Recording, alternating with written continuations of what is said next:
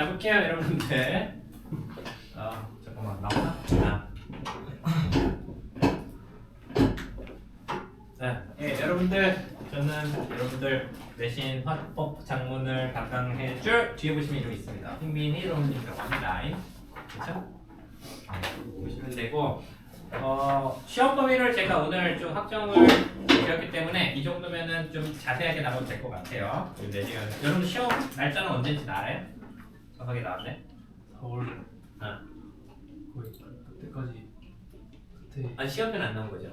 시험이 아직 안 나오고 나오게 되면 제가 이따가 마지막에 제 번호 알려드릴 텐데 그때 저한테 시험 날짜 나오면 알려주셔야 돼요. 그래야 여러분들 직구 날짜를 잡을 수 있으니까. 알겠죠? 자, 그래서 이 책은 뭐냐? 여기는 EBS가 담겨져 있습니다. 근데 제가 아주 확실하게 시험 범위를 확실하게 안 정해서 여기다가 1, 2, 3, 4를 넣었었어.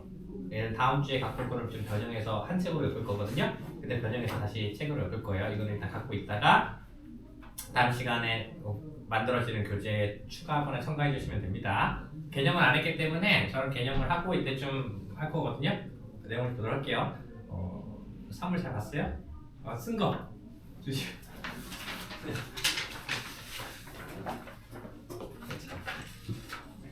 네. 아니 놀랍게도 국어 점수는 다들 비슷합니다. 마치 짠 것처럼 비슷합니다. 그런데 여러분들 화법과 작문을 선택한 것은 솔직히 말해서 약간의 수월함이 있을 거라고 기대하고 선택한 것도 없지 않아 있겠죠? 그렇죠? 그러니까 실제로 수월해지려면 어떻게 되냐? 읽는 건 수월해. 근데 문제는 뭐냐? 여러분들 빨리 풀어야 될 거 아니야. 빨리 푸는 방법에 대해서 좀 집중적으로 수업을 할 거거든요. 근데 그러려면 개념 수업도 약간 필요하긴 해요. 학교에서 개념 어느 정도 다뤄주기는 하죠. 선생님이 중간중간에. 그래서 우리가 좀 정확하게 정합성이 있게 규정화시키는 게 좀 필요하거든요. 자, 몇 가지만 원칙적인 것만 몇 가지 말씀드릴 겁니다. 첫 번째 뭘 얘기하느냐? 자, 화법과 작문은 푸는 원칙들이 좀 있어. 화법을 먼저 얘기해 볼게요. 여러분들이 화법과 작문을 선택했으니까 지금 화법과 작문 어떻게 공부하고 있어요? 화법 과정은 어떻게 공부하고 있어요? 아직은 필기 안 하셔도 일단 개론적이라고 하시면 개론 듣는다고 보시면 돼요. 화법 어떻게 공부하고 있어? 그냥 좀 풀어야 된다? 이렇게 해도 되죠? 근데 중요한 건 아까도 얘기했지만 화법과 작문은 틀리는 사람들 중에서 읽기가 어려워서 틀리는 사람은 거의 없어요. 실수를 해서 틀리는 거죠. 대부분은. 자, 그럼 이제 빨리 읽을 수 있으려면 그럼 어떻게 되냐? 몇 가지만 말씀드릴게요. 화법은 어떻게 되냐? 기본적으로 지문 유형별로 좀 익숙해 주셔야 돼요. 지문 유형별 학습이 필요합니다. 이게 무슨 뜻이냐? 잘 보셔야 돼요. 여러분들 화법 많이 풀어봤죠, 일단. 지금도. 그러니까 그럼 제가 물어볼게요. 화법의 종류가 뭐 있어요? 화법 지문의 종류. 제가 지문 종류별로 풀라고 했으니까. 화법 지문. 발표. 자, 몇 가지만 해볼게요. 발표. 또. 강의는 발표에 들어가요. 강연은 발표에 들어가요. 그러니까 이름은 다르지만 같은 걸로 엮으면 돼요. 크게 엮을 거예요. 또. 면접도 있어요. 맞아, 면접은 기출에서 2번밖에 안 나왔어. 가장 비중이 적죠. 토론도 있죠. 그럼 토론이랑 또 엮이는 게 뭐 있어요? 그래서 토익 또 뭐가 있을까? 4개 나왔죠. 3개 더 나와야 돼. 연설 맞아요. 연설은 들어가요. 연설은 뭐가 달라요? 이따 설명해 드릴게요. 또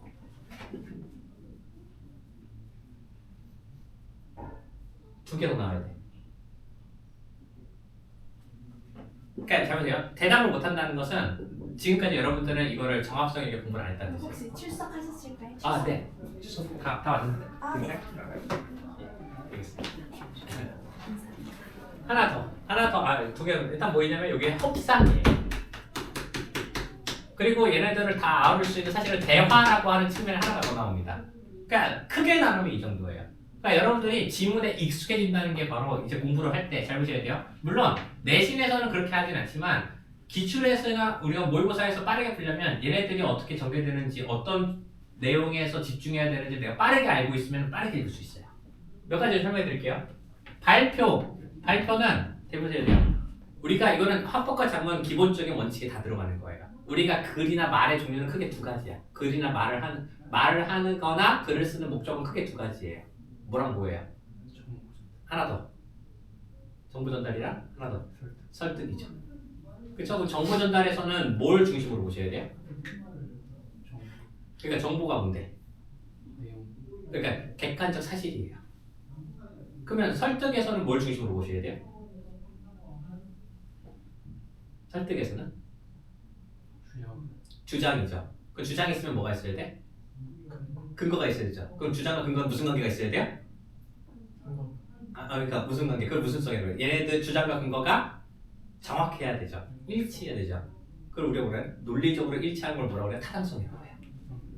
그 타당성을 주기 위해서 결국은 뭐가 필요한 거예요? 신뢰성이 필요한 거야. 다 연결돼요. 이렇게. 그럼 잘못해야 돼요? 일단 잘못해요. 발표는 아까 뭐라 그랬어요? 뭐에 가까워? 정보 전달에 가까워? 설득에 가까워? 발표는 발표의 90%가 정보 전달이에요. 의견이 나올 수는 있지만 대부분은 정보 전달이에요. 객관적 정보예요. 그래서 그럼 발표와 연설의 차이가 거기서 나오는 거야. 발표는 정보 전달인데 연설은 뭐가 목적이 있다고요? 설득이 목적이에요. 그러니까 같아 보이지만 달라요. 강의나 강연이 있죠. 강의나 강연은 1대 다수 공적 말하기 위해서 기본적으로 정보 전달할 때 발표에 들어간다고 해서 크게 상관이 없다는 거예요. 그럼 여기서 뭐야? 객관적 정보에 주목하는 거예요. 그럼 제가 볼게요. 객관적인 게 뭐예요? 객관적인 게 뭐야? 나타나 있는 것? 의견도 나타나 있죠. 주관적인 것도 나타나는 게 있어. 정확하게 얘기해드릴게요. 이제 그런 것들을 의미를 단위를 볼 때, 이건 비문학도 마찬가지예요. 구분하셔야 돼요. 객관적이라는 건 순수한 사실이에요. 순수한 사실. 뭐가 없어야 되는 거예요? 그러니까 개인적인 생각과 의견을 빼면 되는 거예요. 주관적이라는 건 무슨 뜻이에요? 개인적인 의견과 생각이 들어간 거예요. 그럼 잘 보셔야 돼요. 연설은 그게 들어가죠. 발표는 들어갈 수는 있지만 그게 메인은 아니라는 거예요. 기본적으로. 면접은요?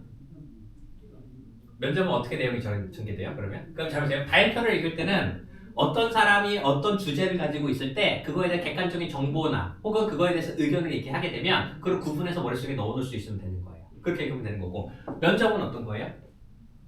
면접은 기본적으로 뭐가 있어요? 목적이 있어요. 선발을 하는 거냐 평가를 하는 거냐에 대한 목적에 따라 달라져요. 그래서 얘네들은 뭐냐면 발표 질문하는 사람 면접자의 의도와 그리고 피면접자의 발화의 방법을 따라서 어떤 것을 정확적으로 말하고 있는 게 아니라 평가하게 돼 있다고요. 기본적으로. 그게 면접이에요. 면접은 내용이 적죠. 토론과 토의는 무슨 차이야? 그럼 제가 다시 얘기해볼게요. 토론은 설득에 가까워, 정보 전달에 가까워. 당연하죠. 그러니까 토론에 뭐가 있어야 돼요? 그러니까 주장하면 거기에 뭐가 있어요? 근거가 있잖아. 그러니까 얘만 주장 같은 거야. 아까도 얘기했죠. 잠깐 얘기했죠. 주장이 나오면 항상 뭐가 있으면 얘는 근거랑 엮인단 말이야. 그래서 이 주장은 뭐가 되냐고요? 아까도 얘기했지만 주관적이에요. 주관성이 정확하고요. 근거는 어떻게 해야 돼요? 주관적이어야 돼? 객관적이어야 돼? 근거는. 얘는 무조건 객관성을 가져야 돼. 그러니까. 그래서 얘는 둘이 어떻게 된다고요? 합리적이어야 돼. 논리적으로 맞아야 돼. 그럼 무슨 성이라고 한다고? 타당성. 이걸 타당성이라고요. 이 타당성을 높이기 위해서 가장 쉬운 게 뭐라고요? 타당성을 높이기 위해서 가장 쉬운 게 뭐예요? 신뢰성을 높이는 거예요. 그래서 제가 역으로 물어볼게요. 신뢰성을 높이기 위해서 지문에서 어떤 걸 쓰게? 그렇죠. 구체적 수치, 공신력 있는 기관의 자료, 연구 결과, 설문조 이런 것들이에요. 전문가의 말 인용 이렇게 되는 거예요. 그걸 갖고 오면 어떻게 돼요? 타당성이 높아져요. 토론은 거기에 들어가 있는 거예요. 그래서 말했어요. 토론을 볼 때는 어떻게 된다? 그 주제, 쟁점에 있을 때 특성이 있죠? 그 쟁점에 대한 주장에 대해서 어떻게 말하고 근거를 뭘로 제시하느냐를 연결해서 보시면 돼요. 그게 문제에서 물어봐요. 그걸 알고 있잖아요? 그러면 그림을 읽을 때 되게 빨리 읽혀요. 그러면은 여러 문제죠? 합법 과정은 몇 분 안에 풀 수 있어야 돼요? 여러분들 리모트 몇 분 걸려요? 여러 문제 볼 때? 15분. 몇 분 걸려요? 15분에서 20분. 몇 분 걸려요? 20분? 몇 분 걸려요? 20분. 안 돼요. 12분 안에 컷 하셔야 돼요. 그게 안 되면 무조건 시간 부족할 거예요. 시간 부족해요? 남아요? 남는 사람 있어요? 혹시 시간 남는 사람? 시간이 왜 부족한지 알겠죠? 여기서 끌리면 안 돼요. 왠지 알아요? 엄매는 8분 안에 풀어야 되거든요. 그게 가능해. 문법 공부가 돼 있다는, 개념 공부가 돼 있다는 전제하에 왠지 알아요? 내가 해봐서 알아요. 선생님은 나는 얼마나 걸리느냐? 문법 5문제 푸는데 개념을 아예 안 읽고 사례를 바로 보고 풀거든요? 훑어보고 그러면 1분 20초 안에 5문제 풀어요. 실제로. 그러면 나머지 6분 정도, 6분 3주차도를 매체 푸는 데 쓴단 말이야. 매체가 길거든. 실제로. 근데 합법과 전문은 처음부터 있는데도 익숙해지잖아요? 그러면 12분 안쪽으로 풀 수 있어요. 여러분들 목표가 12분 안쪽이에요. 12분 무조건 12분 안쪽이에요. 12분이 넘는다? 그러면 비문학집은 하나를 못 푼다고 보시면 돼요. 물론 되게 쉽게 나오면 안 그럴 수도 있는데 그럴 가능성을 염두에 두고 공부를 하셔야 돼요. 이거를 모르면 이런 식으로 규정을 안 시켜놓으면 잘 안 익혀요 원래. 그럼 잘 보셔야 돼요. 토론은 어떻게 해요? 토의는 뭐예요? 의견 나누기. 맞아. 의견 나누기라고 하는데 토의의 가장 큰 목표는 토론은 목적의 설득이죠. 토의는 목적이 그게 아니야. 토의의 목적은 뭐예요? 아니. 그거는 협상에서 가야 돼요. 타협. 근데 그것도 목적은 아니야. 엄밀히 말하면. 토의는 문제 해결이 목적이에요.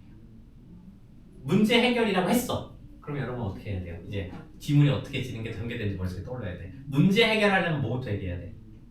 당연히 문제 상황부터 얘기해야지. 그 다음 뭐 얘기하겠어? 문제 해결 방안이죠. 그걸 우리가 두 글자로 뭐라 그러게? 문제 해결 방안을 두 글자로 뭐라 그러게? 토의의 항목에서 대안이라고 해요. 대안을 얘기하면 그 다음에 뭐가 나오는지 알아요? 기대 효과에 대해서 얘기해요.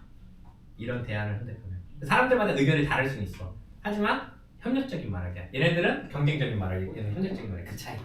토론 같은 건 완전 달라요. 이거 언제 배울게? 중2 때 배워요. 중2, 중3 걸쳐서 배워요. 연설 아까 저기 했죠. 협상은 뭐라 그랬어? 협상의 목적은 뭐예요?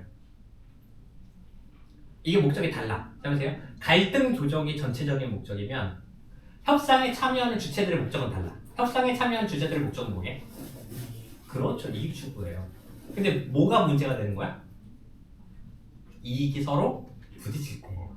누군가가 이익을 추구하면 누군가는 손해를 보는 거니까 얘네들은 갈등이 없는 거예요. 근데 그게 목적이 아니야. 갈등 조정의 큰 목적이요. 그 안에서 이익을 추구를 하는 거예요. 이득을 추구하면 누군가 한 사람이 잘못해야 되는데 교육적인 관점에서 어느 한쪽이 모든 이익을 가져갈 수 있어 없어?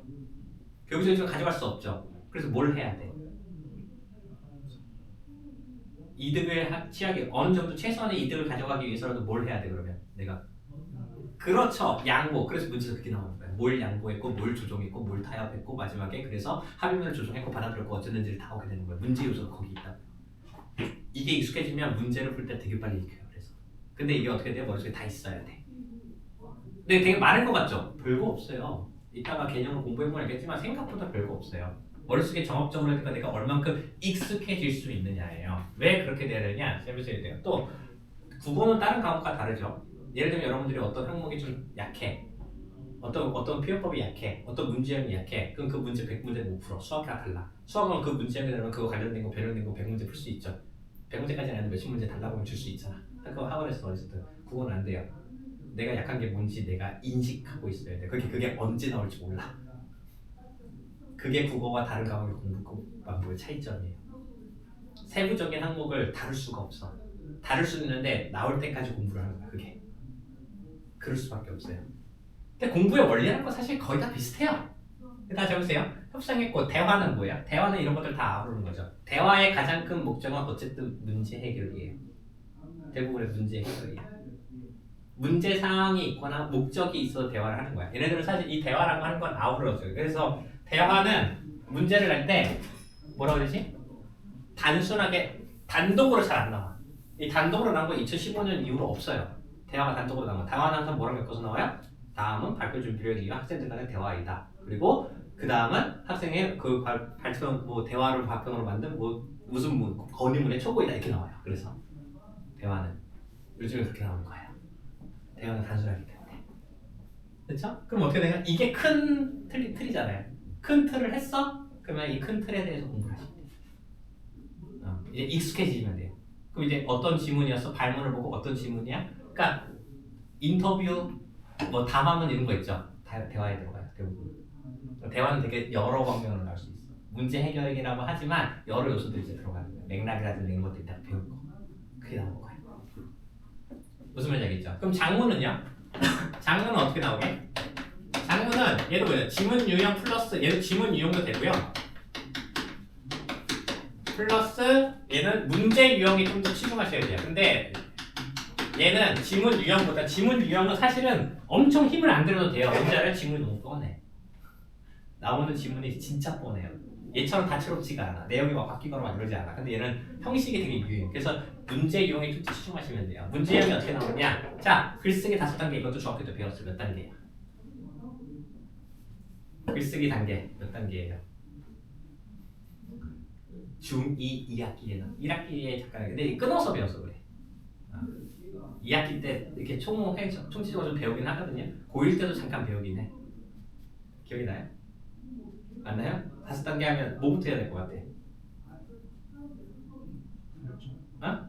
설정, 비슷해. 그런 비슷한 말이 있잖아. 설정 전에, 우리가 사전에 해야 되는 그런 걸 뭐라 그래? 그래서 잘못했요 얘는 문제인데 이건 5단계예요. 이것만 기억하시면 5단계의 어느 유형에 들어가느냐를 판단하시면 되거든요. 근데 요즘에는 한 단계만 나오지 않아. 한 문제에 2단계가 섞여 나와. 자, 그래서 5단계 뭐예요? 첫 번째, 뭐부터 해야 돼? 계획하기, 설정이라고 해요. 계획하기. 그럼 잘 보셔야 돼요. 계획하기 할 때 뭐부터 계획할 것 같아? 글 쓸 때. 뭐부터 계획해야 돼? 글을 쓰는 목적, 읽어야 되는 예상 독자의 수준, 배경 지식 이런 것들이요. 이런 것들을 판단하는 게 바로 계획하기죠. 그래서 문제가 뭐가 나오는 거예요? 다음 중 글의 초고에 글의 계획하기 내용이 반영되지 않은 것을 이거 나오는 거예요. 문제에서. 두 번째 뭐 해야 돼? 계획하기 했으면 두 번째는. 두 번째가 내용 마련이에요. 내용 마련하기. 내용 생성하기라고도 하는데 보통은 내용 마련하기예요. 내용 마련한다는 건 뭐예요? 맞아요. 자기조사예요. 내용을 말하는 건 내가 어떤 거에서 보통 여기서 매체가 요소에 나는 매체의 효과를 뭐 골라내보자 이런 거 여기서 나와요. 일단 중학교 때 배웠었죠. 매체의 배우자 막 이런 거 했던 거 있잖아요. 사진을 썼네 막 이렇게 해가지고 글 쓸 때 뭐 사진을 넣어서 뭐 이렇게 하고 인쇄 자료를 써보자 막 이런 거 있잖아요. 그렇죠? 영상 자료를 뭐 사진 자료를 같이 넣어서 말을 해보자 이게 여기서 나오는 거예요. 그러니까 이거랑 관련된 게 문제가 뭐예요? 신문 기사, 그래프, 도표 같은 거 주고 이 내용이 글에서 어디서 쓰여서 좀 더 정합적이냐 이거 판단하는 거예요. 내용 말하는 거예요. 세 번째가 뭐예요, 이제? 세 번째가 뭐야? 초안 아니야 여기서 안 써야지. 쓰는 건 아니야. 여기서 일단 조직하기가 나와요. 여기서. 조직하기에서 뭐가 나오게? 개요표를 적어요.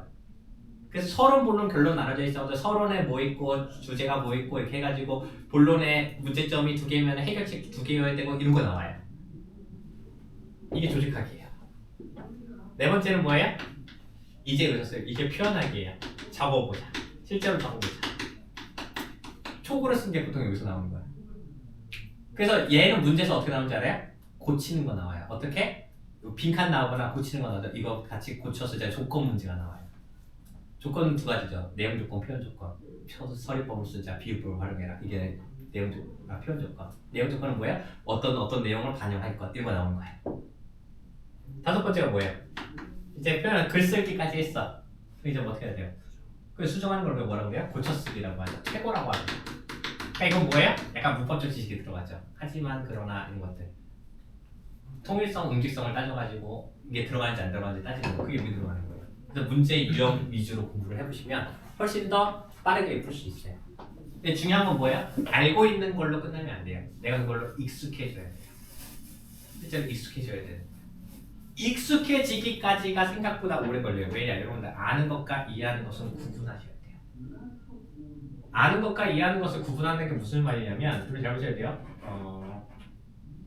혹시 서리법 영탁법 알아요? 영탁법 알아? 영탁법 알죠? 영탁법이 뭐야? 감탄한다는 게 뭔데?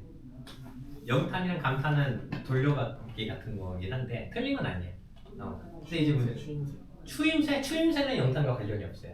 추임새로 영탄이 효과는 가질 수 있지만 그게 본질은 아닌 거야. 어조? 그러니까 어떤 어조? 그러니까 이게 잘 보셔야 돼요. 여러분들은 영탄법은 지금까지 중학교 때부터 공부해서 들은 적이 있죠. 모르는 사람은 없어. 다 알고 있는 거야. 이해한 건 별개인 거야.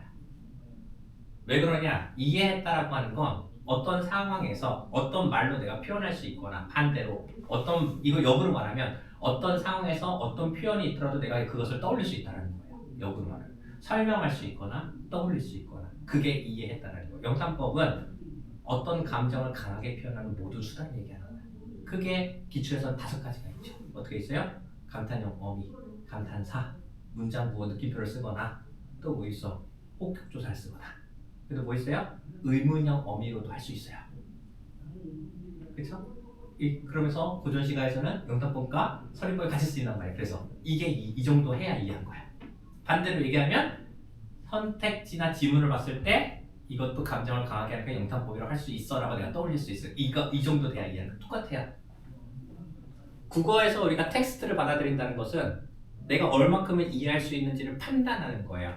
그건 비문학이든 문학이든 마찬가지입니다. 여러분들이 얼마큼 공부를 해서 얼마큼 받아들이냐가 사실은 이 내용인데 저는 지금 뭘 얘기한 거야? 개론이에요. 그러니까 이런 식으로 학습 전략을 짜라 그 얘기를 하고 있는 겁니다. 무슨 말인지 알겠죠? 자 그럼 이제 책을 펴봅시다. 책을 펴봅시다.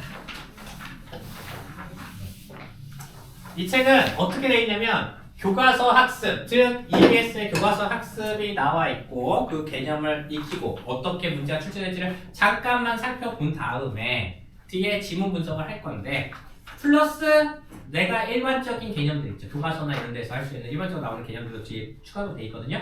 그런 것들을 좀 보도록 하겠습니다. 자, 먼저 첫 번째 화법과 작문 본질과 태도 이것도 볼게요. 자, 첫 번째 화법과 작문의 본질이 뭐냐? 첫 번째 사회적 의사소통 행위 미주세요. 의사소통 행위예요. 기본적으로 의사소통이라는 게 뭐예요? 내용을 주고 받아야 되는 거야. 이게 왜 이건 그냥 기본 원칙이에요. 혼자서 말하거나 이것도 선택지 나올 수 있어 그냥. 그러니까 개인이 혼자서 써도 되는데 기본적으로는 의사소통 주고받는 사람이 있어야 되는 걸 원칙으로 해요. 혼자서 써도 되지만 이게 원칙은 이거예요. 원칙이 있다는 건 예외도 있다는 거야. 혼자서 보고 쓰려고 하는 것도 있지만 기본적으로 우리가 배우는 화법과 작문은 대상을 목적으로 합니다. 어떤 대상을.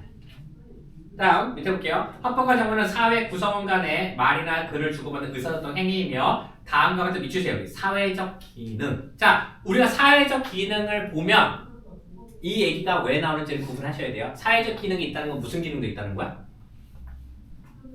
사회적 기능이 있으면 무슨 기능도 있다는 거야? 사회적의 반대가 뭐예요? 개인적이에요. 그러니까 잘 보셔야 돼요. 이제 이걸 통해서 우리가 벌써 개인적 차원이라는 것과 우리가 문제에서 지문이든 뭐든 개인적 차원과 사회적 차원은 구분이 된다는 거를 이제 머릿속에 넣어놔야 돼요. 이건 반대되는 거예요. 이게 그래서 문제에서 뭐가 나오는지 알아요? 예를 들어 잘 보셔야 돼요. 법을 고쳐야 된다. 개인적이야, 사회적이야? 그렇죠. 사회적이죠. 그렇죠? 우리가 종이를 아껴 쓰려고 노력해야 된다. 개인적이야, 사회적이야? 사회적. 개인적이죠. 왜냐면 이거는 내가 해야 되는 거니까. 네. 종이를 아껴 쓰는 게 내가 해야 되는 거야. 실제로 그걸 가지고 문제가 나오는 거야. 개인적과 사회적을 구분한다는 게 중요해요. 개념이라고 하는 것은 단순히 그것이 있는지 없는지를 판단하는 게 아니에요. 그것이 문제에서 어떻게 적용될 수 있는가를 우리가 판단하면서 보는 거예요. 사실은. 무슨 말인지 알겠죠? 그 다음 밑에 볼게요. 화법과 작문의 사회적 기능 사회적 담론을 형성함이라고 했죠. 자, 거기다 표시할게요. 사회적 담론 이라고 나오죠. 사회적 담론에 이렇게 돼 있죠. 이렇게 표시해놓고 밑에 제가 따로 개념을 적어놨어요. 이 표 밑에 보시면 사회적 담론이 뭐라고 돼 있어요? 사회나 집단 구성원들이 공통적으로 관심을 가져 비추세요. 공통적으로 관심을 기울이는 주제나 화제. 끊고 또는 이에 대해 구성원들이 비추세요. 공통적인 생각이나 의견. 이거를 사회적 담론이라고 합니다. 이게 왜 나왔게? 사회적 담론이라고 하는 것은 한 사람만 가지고 있는 건 사회적 담론이 아닌 거야. 예를 들면 우리나라에서 높은 사람한테 존댓말을 하는 게 문화죠. 근데 여러분들 그렇게 생각할 수 있다. 높다고 지가 뭐 잘났어? 얼마큼 잘났어? 반말 좀 할 수 있지. 새끼가 뭐라고 나와. 이렇게 할 수 있잖아. 근데 여러분들 그게 통해요? 안 통해요? 안 통하죠? 이건 사회적 담론이 아닌 거야. 왜? 개인적 담론인 거예요. 실제로. 무슨 느낌인지 알겠죠? 근데 만약에 화법과 작문을 읽다 보면 그래 그런 것들을 언급한다고요. 개인적, 사회적이 아닌 것들을 마치 사회적인 것처럼 착각하게끔 문제를 내는 경우가 있다고요. 그런 것들을 주의하라는 겁니다. 됐죠? 그래서 사회적 담론을 형성한다는 표로 돌아와서 예시를 보면 토론, 보도, 기고, 출판 등 활발한 의사소통으로 구성원 간의 공통적인 생각이나 의견을 만들어간다는 거. 밑에 보세요. 의사소통 분야를 형성해서 사람들의 언어 환경 미치세요. 언어 환경입니다. 두 번째 표현은 언어 환경입니다. 쉽게 말하면 무슨 뜻이냐? 밑에 예시를 간단하게 하면 좋은 말이 가면 가는 말이 고와야 온 말이 곱다 이 얘기예요. 그래서 긍정적인 반응을 하면 긍정적으로 온다. 여러분들도 어깨 섰는데 죄송합니다. 이 친구 조심하시죠. 그러니까 하하하 하면서 악수치고 있잖아. 어깨빵 했는데 너 이 새끼 뭐야? 막 좀 치나. 막네 어두고 오면서 네 어디 사는데 그래서 싸우면 어떻게 되는 거야? 그때부터 싸우게 되는 거잖아. 이런 거랑 비슷한 겁니다. 됐죠? 두 번째로 보세요. 화법과 작문 활동이 자아 성장과 공동체 발전에 기여한 밑줄게요. 자아 성장과 공동체 발전 두 개를 나눠야 돼요. 아까 뭐라 그랬어요? 사회적 차원, 개인적 차원 똑같이 나눈 거예요. 화법과 작문도 잘 보셔야 돼요. 자아 성장은 개인적인 거고 공동체 발전은 사회적인 거잖아요. 그러면 뭐예요? 화법과 작문을 밑에 볼게요. 개인 차원의 개인 내적 차원의 의사소통, 그렇죠? 그리고 개인 차원의 의사소통을 통해서 자아를 성장 공동체를 발전시키는데 도움을 줄 수가 있다. 혼자 사는 것보다 남들과 소통하는 게 훨씬 더 사회에 이득이다 이 뜻이에요. 밑에 보시면 개인적 차원은 긍정적 자아인식, 뭐 자아성장에 기여하고 근데 사회에 속한 개인들이 성장하면 당연히 사회는 성장할 수밖에 없는 거죠. 그래서 그런 생각을 하잖아요 가끔. 우리 인간은 왜 항상 같은 실수를 반복하는가? 그렇죠? 그러니까 역사에 그렇게 하면 안 된다고 그렇게 누누이 말을 하는데 왜 사람들은 그럼에도 불구하고 인성적이나 인문학적으로 크게 발전하지 못하는가? 유전을 할 때 인문학적 소양이나 도덕적인 기량이나 양심 같은 것들은 유전되지 않기 때문입니다. 그러니까 역사는 반복된다는 거예요. 사람의 행동은 거의 비슷하고, 그렇죠? 자, 그다음 밑에 볼게요. 화법과 작문에서 맥락을 고려, 미쳤어요. 맥락 고려. 이건 문제에서 무조건 나올 거예요. 하나는 무조건 나옵니다. 개념이 있기 때문에. 이거는 여러분들 맥락은 중학교 때도 배운 적 있어요. 맥락 볼게요. 말의 글의 표현과 해석에 관여하는 여러 요소들을 맥락이라고 합니다. 그쵸? 그래서 보세요. 이거 두 개 묶으세요. 상황 맥락과 사회 문화적 맥락 요소를 두 개를 묶으셔야 돼요. 이걸 구분하는 문제가 자주 나와요. 내신에서는. 상황 맥락의 요소는 뭐냐? 발신자, 말하는 사람. 근데 잘 보셔야 돼요. 말하기에서는, 화법에서는 발화자가 고정돼 있어? 아니면은 바꿀 수 있어요? 화법에서는? 화법에서는 바뀌어요. 왜 말하는 사람이 꼭 듣는 사람이 되고 듣는 사람이 말하는 사람. 의사소통이니까. 글 쓰는 단계에서는 고정돼 있어야 바뀔 수 있어요? 고정돼 있어요. 글 쓰는 단계에서는. 쓰고 읽는 단계에서. 왜냐? 쓰는 사람이 바로 될 수 없잖아요. 선생님 댓글 달 수 있잖아요. 누가 뭐 할 수 있잖아요. 그래서 그것을 확장된 매체가 어디예요? 인터넷 매체예요. 그렇게 나오는 거예요 원래. 그 다음 상황 맥락은 그래서 주제, 목적, 매체, 시간, 장소 뭐 이런 것들이에요. 그래서 잘 보시면 예전에 여러분들 혹시 기억나는지 모르겠네. 중학교 때 이 교과서를 썼는지 잘못 이게 천재인가 미래 그게 두 개 제일 많이 쓰니까 뭐가 있었냐면 천재였던 것 같은데 막 글을 적어 여기다가 미래였나? 여기다가 어떤 적고 막 동아리 모집이라고 썼어. 장문이죠. 이렇게 되면 그래서 여기서 동아리를 어쩌고저쩌고 모집하고 있습니다라고 해서 어떤 사람이 얘를 읽고 이걸 읽었어. 읽고 이 사람과 대화를 나눠. 그럼 잘 보세요. 얘네들은 같은 시간을 공간과 시간을 공유하고 있지 않아서 공유하고 있죠. 그럼 같은 맥락에 속해 있는 사람들인 거야. 얘네들 서로 대화를 주고받으면. 그쵸? 근데 잘 보셔야 돼요. 그래서 두 번째 사회 문화적 맥락도 볼게요. 사회 문화적 보편적 가치관 수특 예를 들면 이거 있어. 그래서 이거 혹시 기억나? 이거는 기억나실까? 우리 엄마라고 부릅니다. 외국인 앞에서 인사해 우리 엄마야 라고 얘기했어. 외국인이 뭐라 해? 왜 얘가 이 사람이 우리 엄마야? 너네 엄마지. 그 해석을 하면 이런 것도 문화 차이. 이것도 사회 문화적 맥락 차이예요. 그러니까 혹시 옛날 교과서에 이거 있었어요? 외국인한테 소개할 때 우리 엄마야 혹시 뭐 중학교가 다르면은 교과서가 달라서 못 볼 수도 있는데 이게 예시 중에 하나예요. 그래서 거기서 나왔던 게 또 뭐 있어요 여러분들? 이거 말고 세대 차이 같은 것도 있잖아요. 지역 차이도 있고 그렇죠? 여러분 세대 차이 같은 건 뭐야? 여러분들 보시면 알겠지만 여러분과 저와의 나이 차이는 거의 30살 가까이 나죠? 여러분들 19이잖아요. 그러니까 윤석열 나이가 18이죠. 그쵸? 윤석열 나이 30살까지는 안 나는구나. 여러분과 저와의 한 25 정도 차이가 나죠? 그쵸? 여러분들 부모님 중에 조금 일찍 결혼하신 분은 저랑 나이가 비슷할 겁니다. 그쵸? 춘부장께서 연세가 어떻게 되세요? 77년. 77년생? 그렇죠. 선생님이랑 크게 나이 차이가 납니다. 선생님이랑 크게 나이 차이가 크게는 나요. 좀 나긴 하는데 그렇게까지 크게 나진 않죠. 그죠? 그럼 여러분들 뭐라 그래요? 약간 나이 든 사람을 선생님 같은 40대를 뭐라 불러? 영포티. 영포티라고 부를 수도 있죠. 안 좋은 의미로. 또 좀 더 진짜 이 사람에게 안 좋은 인상을 줬다면 뭘 딸피라고도 하죠. 근데 잘 보시면 할아버지 할머니 나까지는 이해할 수 있겠지만 할아버지 할머니 있는 걸 이해할 수 있을까? 무슨 말인지 못 알아들을 수도 있죠. 이런 것도 다 세대 차이, 사회 문화적 맥락이에요. 이런 것도 다 사투리 쓰는 것도 그렇고, 그쵸? 그런 사회적 맥락이죠. 그래서 마지막 부분 보시면 맥락에 따라 적절한 내용과 표현으로 합법과 작문 활동을 수행해야 의사소통의 목적을 효과적으로 달성할 수 있다. 여기 예시를 잠깐 볼게요.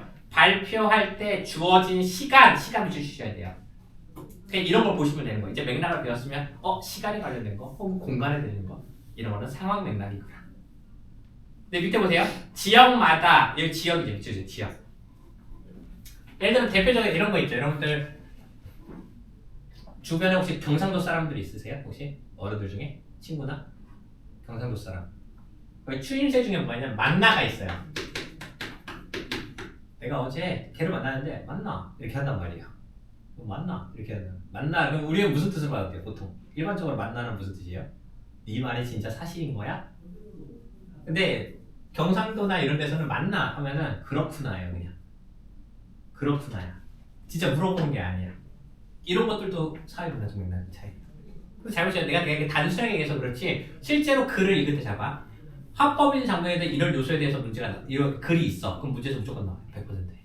안 나올 수가 없어요. 즉 내가 글을 읽을 때 무슨 생각을 하느냐예요. 알고 있는 걸 떠올려서 매칭시킨 다음에 문제에서 나올 가능성이 높다라고 아닌지를 판단할 수 있어야 돼요. 비문학은 안 그래요? 비문학도 마찬가지야. 비문학이 좀 더 어렵죠. 그래서 합법과 장면은 그래도 정합성이 있어. 그래서 항상 일치해요. 내용이 크게 안 변해. 어렵지도 않고. 근데 비문학은 처음 보는 지문이고 처음 보는 유형일 가능성도 있기 때문에 물론 EBS 반영이 되긴 하지만 그 지문 자체에 대해서 백일지식 활용한다고 하더라도 당장의 정보는 새롭게 재구성을 해야 되기 때문에 문장 구성에 따라서 그게 훨씬 어렵다고 하는 거예요. 그래서 합법과 장문은 굉장히 쉬운 비문학이라고 이해하시면 되는 거예요. 근데 중요한 건 뭐다? 아무리 쉬워도 생각하면서 읽지 않으면 어차피 다시 돌아오게 돼요. 시간이 왜 부족할까?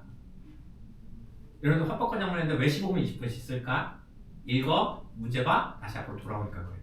왜 앞으로 돌아와? 읽을 때 어떤 게 핵심적이고 뭘 기억해야 되는지를 연습을 안 해서 그래요. 비문학도 안 그럴까? 비문학도 그래요. 비문학 볼 때도 마찬가지예요. 읽을 때 무엇이 중요한지를 내가 판단이 안 되는 거예요. 왜 그렇게 판단해 본 적이 없으니까. 그냥 막연하게 문제를 풀고 그리고 시간을 재서 풀면은 내가 늘 거라고 생각하죠. 그렇게 해서 그거 뭘 기다리는 거야? 깨달음을 기다리는 거야. 언젠가 열심히 기도하면 깨달음을 얻는 것처럼 내가 양치기를 해가지고 많이 풀었어. 언젠가 내가 깨닫게 되는 깨달았어. 근데 언제인지 몰라. 왜? 비효율적인 공부법이기 때문이에요. 양치기가 나쁘다고 얘기하는 게 아니에요. 양치기는 언제 여러분들이 사람의 격차에 따라 달라. 언제 깨달을 수 있을지 몰라.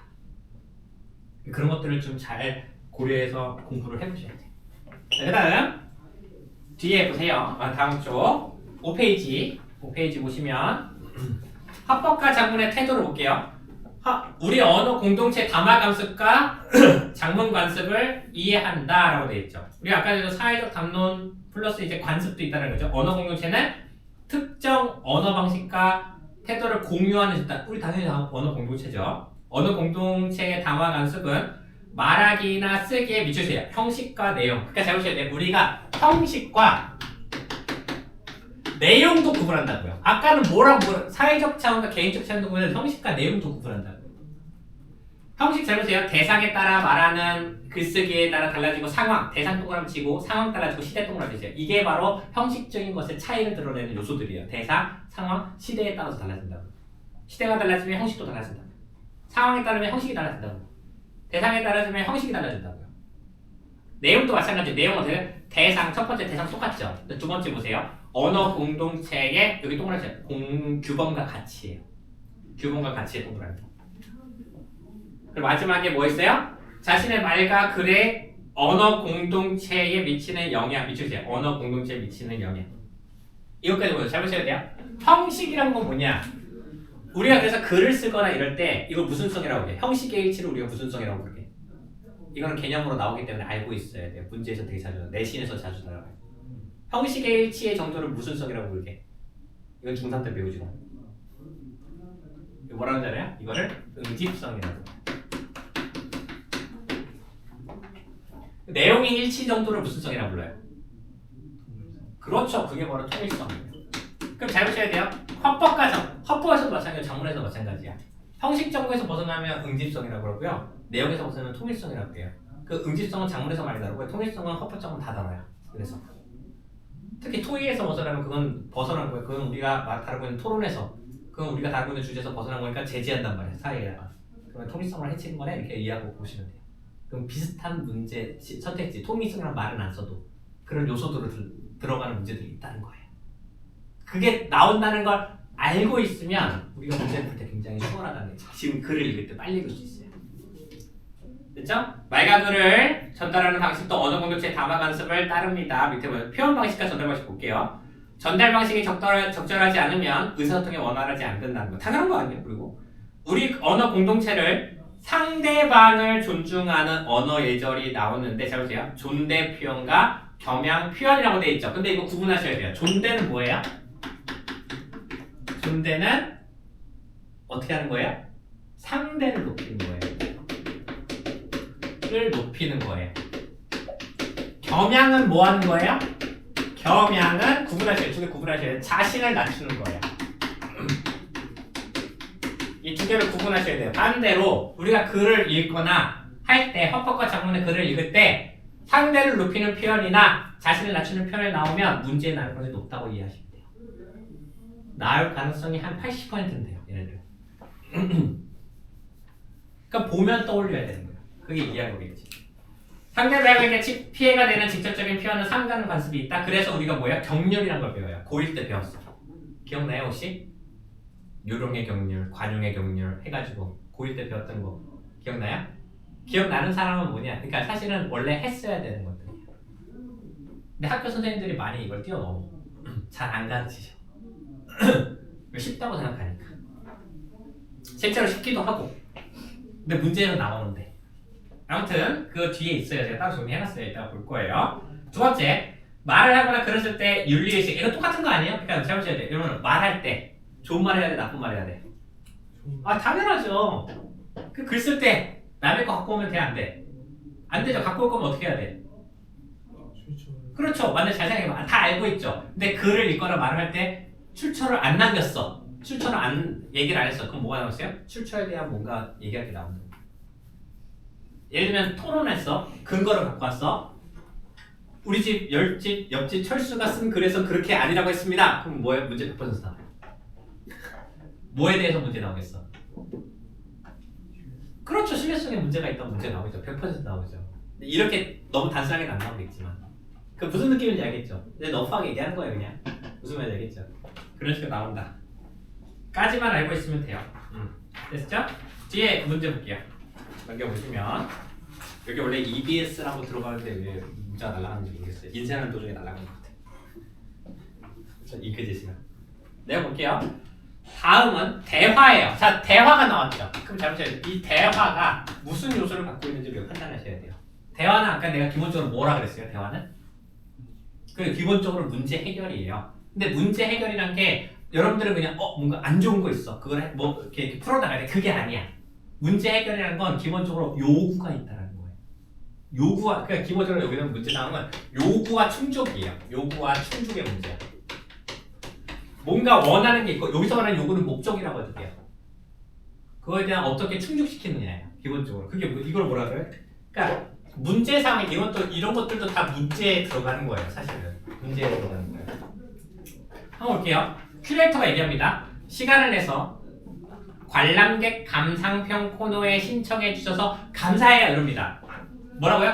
관람객 감상평이래요. 그러니까 관람객 감상평이라는 게 뭐야? 자 무슨 생각해야 돼? 관람객의 감상평이라는 게 뭐야? 관람객의 감상평이 뭐 하는 거야? 지금 잘못해야 돼. 큐레이터는 뭐 하는 사람이야? 소개하는 사람이죠. 그러면은 여기서 관람객은 누구겠어? 이 말을 듣고 있는 상대겠죠. 감상평이라고 그랬죠. 그럼 잠시만요. 상대의 객관적인 사실을 들을 거야? 의견을 들을 거야? 의견이 목적이에요. 그러니까 여기서 여러분 생각하는 게 바로 그거예요. 감상평이라고 말을 들어요. 감상평이란 말의 핵심을 보자마자 상대의 의견을 중심. 상대 의견인데 뭔가 목적이 있다라는 거예요. 이 목적이 상대의 의견을 뭔가 쓸 수 있는 목적이 있다라는 거예요. 그래서 이 코너는 작년부터 운영해 오고 있는데 관람객의 다양한 얘기를 듣고 다음 전시회를 기획하려 참고하려고 만들었어요. 바로 나오죠. 뭐 나왔어요? 의도가 나와요. 의도가 이거예요. 관람객의 이야기 듣고 이 상대의 의견을 들은 다음에 뭐 한다고요? 다음 전시회 기획할 때 참고하겠대. 그럼 더 낫게 하든가 아니면 더 좋게 하든가 개선하든가 할 거 아니에요. 개선의 목적인 거예요. 어떤 마음으로 이 코너에 신청하셨나요? 라고 돼 있죠. 자, 그럼 잘 보세요. 여기까지 읽었어. 그럼 일단 보이는 게 두 개는 지금 내가 두 개를 얘기하겠어요. 우리 배운 것 중에서 뭐가 떠올라야 돼? 뭐가 떠올라요? 아, 한 가지만 얘기해도 돼. 개념을 가르는 거 한 가지만 얘기하면 돼. 뭐가 떠올라야 돼? 배운 것 중에서. 그거 방금 배웠는데도 알 수 있는 요소가 하나 있는데 이거 얘기 안 하고 넘어가고 있거든요. 뭐가 있어? 보이는 게 있죠. 뭐가 보여요? 그래서 보세요. 생각을 떠올릴 수 있으면 그 내 거 이제 내 거인 거야. 안 떠올랐어? 그거 아직 여러분 거 아니야. 그러면 뭐가 있게?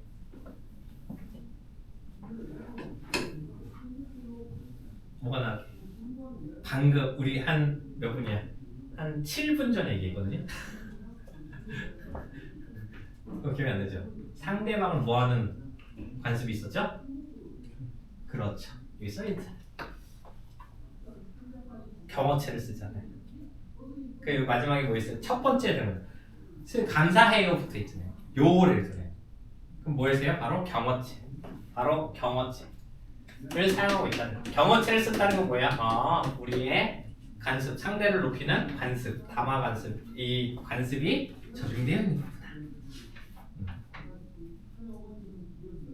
그렇죠? 이런 것들은 담화 관습, 즉 이 경어체는 우리가 아까 방금 배운 담화 관습에 대한 거예요. 담화 관습에 대한 거. 바로 뭐야? 상대 높이는 거죠. 존대라고 한번 쓸게요. 간단하게 그냥 존대.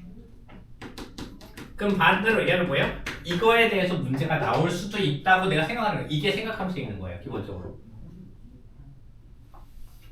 우리가 항상 그런 거 들어본 적 있죠. 아는 만큼 보인다. 왜 아는 만큼 보이느냐? 실제로 여기서 안다는 것은 내가 너 아는 사람 이게 아니라 이해하는 거예요. 이해한 만큼 보이는 거. 정확하게 얘기하면 그 아는 만큼. 됐죠? 다음 볼게요. 어떤 마음으로 이 코너에 신청하셨냐가 또 중요한 게 있어요. 어떤 마음을 비추시셔야 됩니다. 어떤 마음이라고 했죠. 어떤 마음이라고 했죠. 그래서 왜 이거 의문사죠. 어떻다라고 하는 건 의문사잖아. 그래서 뒤에 답변은 뭐가 나와야 돼요? 어떤 마음으로 참가했냐. 잘 보세요. 얘가 뭘 물어봤어요? 자, 감성평 물어볼 거예요. 다음 전시할 때 이행할 거거든요. 어떤 마음으로 참가했어요? 라고 물어보죠. 그럼 대답이 뭐여야 돼요? 그래서 내가 이 전시회를 어떤 생각으로 왔다라고 대답해야 되죠. 잘 보셔야 돼요. 이게 당연한 거잖아. 잘 보셔야 돼요. 글을 읽다 보면 이게 이상하게 나오는 경우가 있어. 질문의 의도와 대답이 엇갈리는 경우가 있다고요. 그게 문제에서 무조건 다 문제에 나올 거라고요. 그게. 근데 읽을 때 판단이 안 돼요. 근데 잘 보셔야 돼요. 생각을 안 하잖아요. 이게 문제라고 생각도 안 해요. 이상한 얘기하네. 이렇게 하고 넘어가면 안 되는 거야. 이렇게 만약에 나오게 되면 이상한 대답을 한다. 이 조건에 안 맞는 대답이다. 그럼 문제를 확인하셔야 돼요. 뭘 물어보려고 지금 대답을 이렇게 하는 건지를 확인하셔야 돼요. 원래. 네, 다음 지금 대답 볼게요. 혼자 온 데다 관람 후에 잠깐만 시간을 내는 것이어서 부담 없이 신청했대. 일단. 그 다음 웃으면서 왜 웃어요? 왜 웃는 거야? 웃는 이유가 뭐야? 웃는 건 또 왜 웃는 거야? 그렇게도 생각할 수 있죠. 좋아서 웃는 거. 이게 큐레이터가 너무 예뻐. 여자여서. 학생은 남학생. 아니 반대로 큐레이터는 남자인데 완전 미남이야. 그리고 웃어. 근데 그런 건 아니겠죠. 웃으면 뭐야? 우리 아까 처음에 배운 뭐야? 의사소통을 어떻게 해야 되는 거야? 의사소통 어떻게 해야 돼? 원활하게 해야 돼요. 상대와의 관계성을 어떻게 해야 돼? 좋게 해야 돼. 그 방법 중에 하나가 뭐야? 웃는 거. 그러니까 이 웃음은 결국엔 뭐예요? 그러니까 쉽게 말하면 관계성이라는 거예요. 관계를 원활하게 하는 거예요. 그럼 뭐가 돼요? 관계를 원활하게 한다는 게 무슨 뜻이에요? 의사소통이 원활하다는 뜻이에요. 통이 원활하게 된다 뜻이에요. 같은 거야. 근데 이런 비유 가로친 거는 생각을 해야 돼. 무슨 의도로 이렇게 했는가? 왜 이렇게 하는가 내가 생각해야 된다고요. 아는 만큼 푸는 거예요. 그렇죠? 무엇보다 전시를 기획하신 분과 직접 대화를 나눠본 적이 없어서 새로운 경험을 쌓을 수 있는 좋은 기회를 시청하게 됐을 때 어디에 비추셔야 돼? 어떤 것만 지금 머릿속에 넣으면 돼요? 학생이 마지막에 말한 거 뭐만 기억하면 돼? 경호체. 그영어처럼 아까 했고 그리고 어떤 좋은 기회? 새로운 경험의 좋은 기회. 그럼 이거 아까 우리 배웠던 거 또 뭐 있었어 이게? 자아 실현. 자아 성장의 매개체죠. 성장의 기회를 삼는 거네. 새로운 경험이니까. 그러면 뭐예요? 내가 발전할 수 있는 거잖아. 그 얘기예요. 간단하죠? 이렇게 이해하시면 돼요. 그러니까 글을 읽을 때 생각하는 게 그런 거 생각하면서 읽는 거예요. 내가 실제로 그렇게 생각하면서 읽어요. 네. 내가 강사 생활을 하면서 수능을 몇 번 봤는지 알아요? 12번 봤습니다. 강사 생활 하면서 저는 대학교를 한 번에 갔어요. 근데 수능을 그 이후에 12번을 본 거예요. 근데 12번 되게 신기한 게 뭔지 알아요, 여러분들? 12번은 근데 다 엄매, 최근에 다 엄매를 신청해서 봤어요. 예전에는 다 한 번에 있었기도 했고 막. 근데 엄매를 보는데 문제는 뭔지 알아요? 나는 그 문제를 볼 때 여유롭게 풀잖아. 시간이 항상 남아. 15분에서 한 20분 남아요. 그건 항상. 왜냐면 EBS 다 아니까. 수업하기도 했고 남들보다 좀 더 많이 알 거 아니야.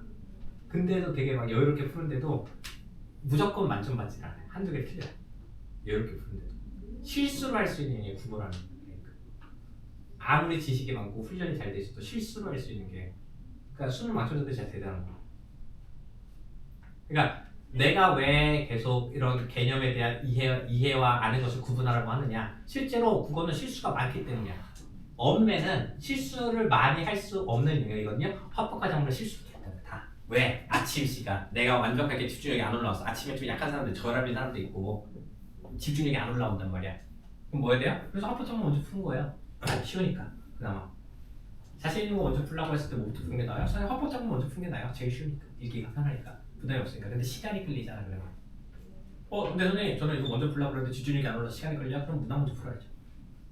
EBS 아는 작품 먼저 풀어야지. 선생님 근데 전 문학은 진짜 못해요. 비문학에서 좀 더 많이 했어요. 비문학 훑어보고 나서 비문학 자신 있는 거 풀어야지. 뭐든 한 지문 정도는 내가 풀 수 있다 싶은 거는 먼저 이건 내가 무조건 아는 거다 아닌 거 있으면 그거 먼저 풀어야지. 그러니까 자신 있는 거 먼저 푸는 거야. 무슨 말인지 알겠죠? 됐죠? 그 다음 볼게요. 그래서 또 얘기합니다. 전시를 관람한 느낌이 어떠신가요? 생각나는 대로 편하게 말해볼까요? 이거 왜 물어보는 거라고? 이거 왜 물어봐요? 아니 그러니까 전시를 관람한 느낌 생각나는 대로 볼까요? 전시를 관람한 느낌 왜 물어본다고요? 왜 물어봐요? 거봐 여러분들 앞에는 까먹었죠 또. 다음 전시회에 반영한다고요. 처음에 목적이 그거였잖아요. 지금 얘한테 물어보는 모든 것들은 감상평론은 다음 전시회에 어떻게 하겠다고요? 참고하려고 물어보는 거라고 했잖아요. 잘 보셔야 돼요. 이게 여러분들이 비문학 읽을 때의 습관도 이거라고요. 비문학을 읽을 때의 습관도 이거라고요. 이 쉬운 것도 지금 당장 지나가서 기억이 안 나는데 비문학 같이 어려운 질문 나왔어. 그러면 이게 기억나겠어? 잘 기억이 안 난다고요. 그럼 여러분 무슨 과정을 거쳐야 되냐? 그러니까 생각해야 된다고 그랬죠. 이 생각의 과정은 정보를 단순화시켜서 내가 기억을 해놔야 된다는 거예요. 넣어놔야 돼. 자, 일단 또 질문할 거예요. 머리 쓰세요. 저랑 수업할 때는 제가 말해주는 걸 무조건 받아 적고 하는 게 의미가 없어요. 그럴 거면 차라리 인강을 듣지. 평강이잖아. 물어볼 거예요. 대답할 수 있어야 됩니다. 어느 정도 그래도 내가 지목을 안 했다고 하더라도 머릿속으로는 먼저 이렇게 대답하면 되겠다 하고 내가 답을 말해주는 거랑 비교해야 돼요. 그 과정이 있어야 됩니다. 제가 대형 화면 속에서 들어가서 우리 선우들처럼 실제 정원을 천천히 거니는 느낌을 받았어요. 어떻게 이런 실감나는 영상을 만들 수 있었는지 궁금해요 라고 돼 있죠. 자, 여기서 이 학생의 대사에서 어떤 거에 주목해야 되겠다. 어떤 거에 주목할 거야 여러분들? 응? 그렇죠. 왜 그런지 궁금해요. 그러니까 실감나는 영상이 왜 실감나는지 궁금해요. 머릿속에 이거 왜 실감나는지 궁금하다. 이게 왜 중요해요? 왜 이걸 주목해서 봐야 돼요? 그 다음 대답이 뭔지를 예상할 수 있어. 그 다음에 큐레이터가 해야 되는 말이 뭔지 예상할 수 있어. 그 이거에 대해서 답변을 해줘야 되는 거. 왜 실감 나는지에 대해서. 여러분이 보신 영상은 실제 전통 정원을 정밀하게 만들어서 결과물이라고 되죠. 잘 보셔야 돼요. 이 결과물이 뭐라고요? 이 결과물은 영상이에요. 영상이에요. 영상을 실측해서 만든 거래요. 됐죠? 또 16m나 되는 크기의 화면을 사용해서 관람객의 몰입을 유도했는데 이런 장치가 관람객의 화면 속에 그려진 효과를 가져오지요. 끊으세요. 그쵸? 그러니까 뭐야? 영상인데 어떻게 했다? 정밀하게 실측했다. 이 영상을 잘 보세요. 이 대답이에요. 실측했다. 또 뭐 있어요? 큰 화면. 혹시 고조시간 상충곡이랑 근데 잘 보셔야 돼요. 이거 외에는 학원에서 갑자기 상충곡을 언급합니다. 상충곡은 뭐야? 인용한 거죠. 상충곡을 인용했는데 얘가 뭐라 그래요? 혹시 상충곡을 배웠나요? 했더니 학교에서 배웠어요. 자연을 느끼면 봄을 맞춘다는 내용의 가사 작품이에요. 했더니 맞아요. 그 작품에 미음안보라는 구절이 나오는데 작은 소리로 읊으면 천천히 걷는다는 뜻이죠. 이번 전시에서는 바로 조상들이 즐겼던 미음안보를 구현하려고 노력했다라고 되죠. 보세요. 이 실측하고 큰 화면을 했던 게 바로 뭐였다면 미음안보랑 비슷한 거래요. 이거를 구현한 거래요. 그게 구현이 돼요. 됐죠? 머릿속에 이렇게 나와야 돼요. 지금 맞아. 그러니까 얘가 뭐라 그래?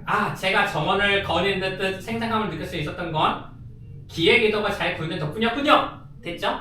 여기까지는 이상이 없어요. 그 다음이 중요해요. 잘 보셔야 돼요. 웃으면서 그건 기획 의도보다 관람자의 관찰력과 몰입도가 뛰어나서 그런 것 같은데요. 혹시 관람할 때 정원의 자격증이 언제였는지 기억나세요? 라고 되어 있죠. 잘 보세요. 여기 그냥 넘어가면 안 돼. 뭐가 지금 마음에 걸려야 돼? 뭐 걸려요? 뭐가 마음에 걸려? 웃으면 아니에요. 웃으면 이미 지나갔잖아. 이거 관계성 이미 끝나서 똑같은 거니까 이미 관계성이 걸려도 돼. 근데 걸리는 건 좋아. 이거 우리가 배웠던 거니까 관계성은 뭐 좋게 하는 거네. 이러면 괜찮아. 근데 내가 말하고 싶은 내용적으로 뭐가 마음에 걸려야 돼 지금 딱. 이거 왠지 문제 나올 것 같아. 라고 하는 게 지금 보여야 돼요. 뭐게? 맞아요. 몰입도. 이 몰입도랑 뭐랑 왜 이게 중요해요? 이게 왜 마음에 걸려야 돼요? 잘 보셔야 돼요. 뭐가 있느냐? 잘 보세요. 지금 의견을 듣는 거죠. 근데 얘가 의견을 얘기했어. 학생이. 근데 얘가 잘 보세요. 큐레이터가 다른 방향의 내용을 제시했다고요. 그럼 뭐예요? 차이점을 발생한 거야. 학생은 뭐라고 했어? 이거를 내가 실감나게 느끼는. 우리 지금 뭐 했어요? 얘가 왜 실감나냐고요. 큐레이터가 설명한 건 이거예요. 실측하고 큰 화면이어서 미용을 구조했기 때문에 너가 참 신기한 거야. 이거 뭐야? 그래서 이걸 통해서 학생이 뭐라서 기획 의도가 잘 됐다고 이렇게 얘기한다. 근데 큐레이터는 그냥 아니야 기획 의도 잘 된 건 부정한 건 아닌데 너가 뭐 했기 때문에 관찰력과 몰입도가 뛰어나서 차이점이에요. 거기다 쓰셔야 돼요. 관찰력과 몰입도 밑줄 치시고 관람자의 관찰력과 몰입도가 뛰어나서 라고 밑줄 치시고 거기다가 차이점이라고 보시면 돼요. 반환점에 차이점이 생기잖아요? 문제에서 무조건 나와요. 이따 한번 확인해 보자고요. 실제 문제 물어보는. 근데 이거는 완벽한 문제가 아니어서 모르겠지만 보통은 문제가 무조건 나와요. 그러니까 여러분들이 화법과 장문, 이건 화법이잖아요. 이건 대화니까. 화법 지문을 읽을 때 이런 것들을 익숙해져야 된다고요. 이게 경우의 수가 한두 가지가 아니에요. 좀 많아. 근데 잘 보셔야 돼요. 그렇다고 수백 가지가 되진 않아. 기껏해야 한 지문당 패턴이 한 4-5개야. 그러면 아까 7개였죠. 4, 7에 28, 28개. 많아봤자 여기서 플러스 좀 더 해봤자 한 30 몇 가지 정도의 패턴밖에 없어요. 실제로 여러분들 머릿속에 넣어놔야 될 거는 그 정도 못해? 할 수 있다고. 수학 개념보다 적어요. 정리해서 보면. 실제로. 거짓말 같죠? 진짜예요? 제가 정답. 내가 예전에 진짜 약간 지적장애 있는 학생을 가르쳐본 적이 있어. 과외를 가르쳤잖아요. 그 학생이 국어 몇 등급 받았게요? 2등급 받았어요. 간신히 걸쳐서기라 친구 것도 있지만 진짜로 수능은 그런 정도예요. 수능 1등급 받는 건 어렵게 해. 내가 쉽다고 얘기하는 게 아니야. 걔는 진짜 열심히 했어. 지능장애가 있지만 시킨 대로 해서 훈련대로 하고 진짜 선생님 안아줘 그러면 선생님 안아주고 그렇게 공부시켰단 말이야. 울면서도 막 하는데 근데 이거 해야 돼. 뭐 이거 시험 보고 싶어 했잖아. 너 해야 돼. 그러니까 그 지능장애 완전 일상생활 지장 없어. 약간 이건 난독이랑 약간 그런 거에 대한 좀 그게 있는 거야. 그러니까 정서적 표현에 이런 것들이 좀 있었어. 정서 표현에 문제가 있고 막 이런 거여서 뭐 지능이 완전 문제 있고 이런 건 아니었거든. 그래도 했다니까 2등급 받을 수 있다니까 수능은 그런 거야. 내가 그때 확신했어. 이렇게 가르치면 되는구나. 플러스 누구나 1등급은 받을 수 있구나. 걸쳐서라도. 안 한 거야. 그거는. 안 한 거야. 근데 또 하나 얘기할 수 있는 게 나는 머리가 나빠. 난 진짜 머리가 나쁜 편이야. 잘못해요. 그 여러분과 나의 차이가 뭘까? 나는 왜 국어를 잘해줬을까? 일단 첫 번째 국어를 좋아해. 두 번째 머리가 나쁜 만큼 어떻게 한다? 나는 집착이 있어요. 여러분들이 한 번 보면 이해가 나보다 더 빠를 수도 있어. 난 어떻게 하냐? 이해 안 되잖아요? 그럼 나는 100번이고 1000번이고 다 읽어요. 계속 읽어요. 이해될 때까지 읽어요. 진짜로. 여러분들 만약에 나는 과학을 공부했어. 근데 여러분들이 나보다 이해도 더 빠를 거야. 난 머리가 아프니까 진짜로. 근데 여러분들은 공부하는데 나는 결과적으로 내가 여러분들보다 점수가 더 잘 나올 수 있을 거라고 확신할 수 있어. 왠지 알아요? 난 여러분들보다 시간을 2배, 3배 더 쓸 거거든. 잠을 아껴서라도. 난 그렇게 공부했으니까. 여러분도 그 정도의 각오도 있어야지. 남들을 이기려면 그 정도 각오도 있어야 될 거야. 내가 고2부터 고3, 고2 4월부터 고3 시동 볼 때까지 하루에 많이 자면 4시간, 적게 자면 2시간 그거 빼고 다 공부했어요. 그리고 수업 시간 단 한 번도 준 적이 없어. 진짜로. 난 그렇게 공부했어. 왜? 선생님은 꼴찌였거든. 선생님은 전교에서 선생님 때는 그 한 학년에 560명이에요. 한 학년에. 지금은 한 학교가 560명 많아가지고 뭐 560명도 안 된 데가 더 많지. 300명이죠? 선생님 때는 한 학년에 560명. 그러니까 한 학교가 1,500명 정도예요.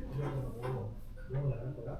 내가 아직도 기억해. 내가 얼마 전에 그걸 빼봤거든. 성적 중에서. 고2 때 공부를 시작할 때요. 528등인가 그랬어. 졸업할 때 몇 등이었게? 모의고사 점수로 14등이었어요. 왜? 그 정도의 노력을 한 거야. 다시 나한테 그때 노력할 수 있어? 라고 하면 난 못해. 난 못해. 진짜 못해. 그렇게 하기도 싫고. 근데 한번 해보니까 알게 된 거예요. 나는 다른 선생님들처럼 막 머리가 똑똑한 편이 아니기 때문에 여러분들이 공부를 할 때 어떤 것에 걸리고 어떤 것에 어떤 마음을 갖고 있는지가 좀 이해가 돼. 그러니까 이런 것들을 좀 잘 봐주시면 좋겠어요. 그 다음 얘가 뭐라 그러냐? 차이점이 생겼다 그랬죠? 잠시 생각합니다. 생각해보니 4계절을 다 본 것 같아요. 자 여기도 이렇게 정원을 들었을 때 왜 4계절을 다 본 거냐고 했냐? 정원을 들었을 때 눈발이 흩날리고 있었는데 연못가에 꽃이 만발해 있었고 담장을 지날 땐 낙엽이 쌓여 있을 때요. 제가 저기 정원에 들어설 때라고 돼 있죠. 그럼 잘 보세요. 얘가 아까 뭘 본다고 그랬어? 정원을 들어섰다. 그 다음 어떻게 했어요? 정원을 들어설 때 흔들리고 있을 때 연못가에 꽃이 만발해 담장을 그 다음 뭐였어요? 정원을 들어설 때랑 담장을 지날 때라고 돼 있죠. 그럼 얘가 뭐야? 아 공간의 이동하고 있는 거야. 공간 이동이네. 이런 건 뭐야? 사실적인 판단이에요. 이동하면서 봤네. 이 정도만 판단하시면 돼요. 잘 보셨네요. 우리가 한 곳의 전통 정원을 계절마다 둘러보는 일은 어렵잖아요. 이번 전시 특징 중 하나가 관람객이 한 곳에서 잘 맛볼 수 있도록 하는 거다. 혹시 오늘 영상에서 인상 깊었던 장면이 있냐? 또 물어보죠. 그럼 뭐가 인상 깊었다 또 얘기하겠죠? 고궁 후원의 모습이요. 아담한 산이 안쪽 공간을 소중히 감싸 보이는 형상이라 정원의 분위기가 무척 포근하고 그 장면을 오래 기억에 날 것 같아 했더니 착용 기법의 효과를 느꼈군요. 여러분들. 착용 기법이요? 어떤 효과를 마시는 건가요? 라고 돼 있죠. 왜 질문한 거야? 얘 또 학생은 왜 질문했어? 그렇죠. 착용 기법을 이해했어 못했어? 착용 기법에 대한 이해가 없으니까 이건 질문이에요. 착용 기법에 대한 의미를 질문한 거예요. 왜? 몰랐으니까. 배경 지식이 없으니까 정확하게 얘기하면. 그래서 뭐라 그래요? 그 다음 오른쪽에 보시면 착용이란 그 말대로 정치를 빌린다는 뜻이죠. 어쩌고저쩌고 하죠. 이게 뭐예요? 지금? 아 정보 전달하고 있네. 그러다 이거 뭐야? 정보 전달이에요. 이건 잘 생각해보세요. 나는 이렇게만 하고 쭉 훑어보고 넘어갈 거예요. 왠지 알아요? 만약에 이 정보의 세부적인 걸 물어본다? 그런 경우는 별로 없어요. 아까 우리 뭘 배우기 때문에 그냥 화법을 공부하는 거거든요. 일치적인 거 물어볼 수 있거든요. 근데 화법에 얘가 이동하거나 뭘 했거나 이런 건 일치 문제가 나오거든요. 근데 정보 자체의 대화에서는 정보 자체의 문제는 잘 안 내요. 내는 경우가 있는데 그거는 10% 미만이에요. 100문제 중에 한 문제 나올까 말까요. 어떻게 하냐고요? 세봤어요. 다 세봤어요. 94 옛날 수능부터 최근 수능까지 다 모든 걸 다 풀어봤거든요. 평가원 거를 다 세봤어요. 통계를 다 내본 적이 있어. 그래서 알고 있어요. 됐죠? 근데 학생이 얘기합니다. 아, 착용기법의 효과로 산을 포함한 공간까지 제가 정원이랑 확대해서 듣기도 뭐네요. 착용기법을 활용한 공간화를 이해했으니 100점짜리 관람객이네요. 했더니 아니에요. 아무것도 모르는 제가 미추시야죠. 뭐가 떠올라? 아까 우리 배운 거 아무것도 모르는 제가 미추시 뭐가 떠올라야 돼? 그렇죠. 아까 우리 가마 관습에서 뭐가 나왔어요? 겸양의 표현이 나왔잖아요. 내가 뭐라고 해서 상대를 높여는 거랑 자기를 낮추는 거 구분하라고 그랬죠? 겸양의 표현이 나왔잖아요. 겸손의 표현이잖아요. 친구들에게도 오늘 알게 된 전시의 특징 돼 있죠? 미수쳐져 있죠? 그게 떠올라야 돼. 자, 앞에 보세요. 기억. 오늘 알게 된 전시의 특징이 뭐뭐 있었어? 안 보고. 오늘 알게 된 전시의 특징이 뭐 있어? 응? 아니 방금 얘가 방금 여기 이 대화에서 오늘 알게 된 전시의 특징.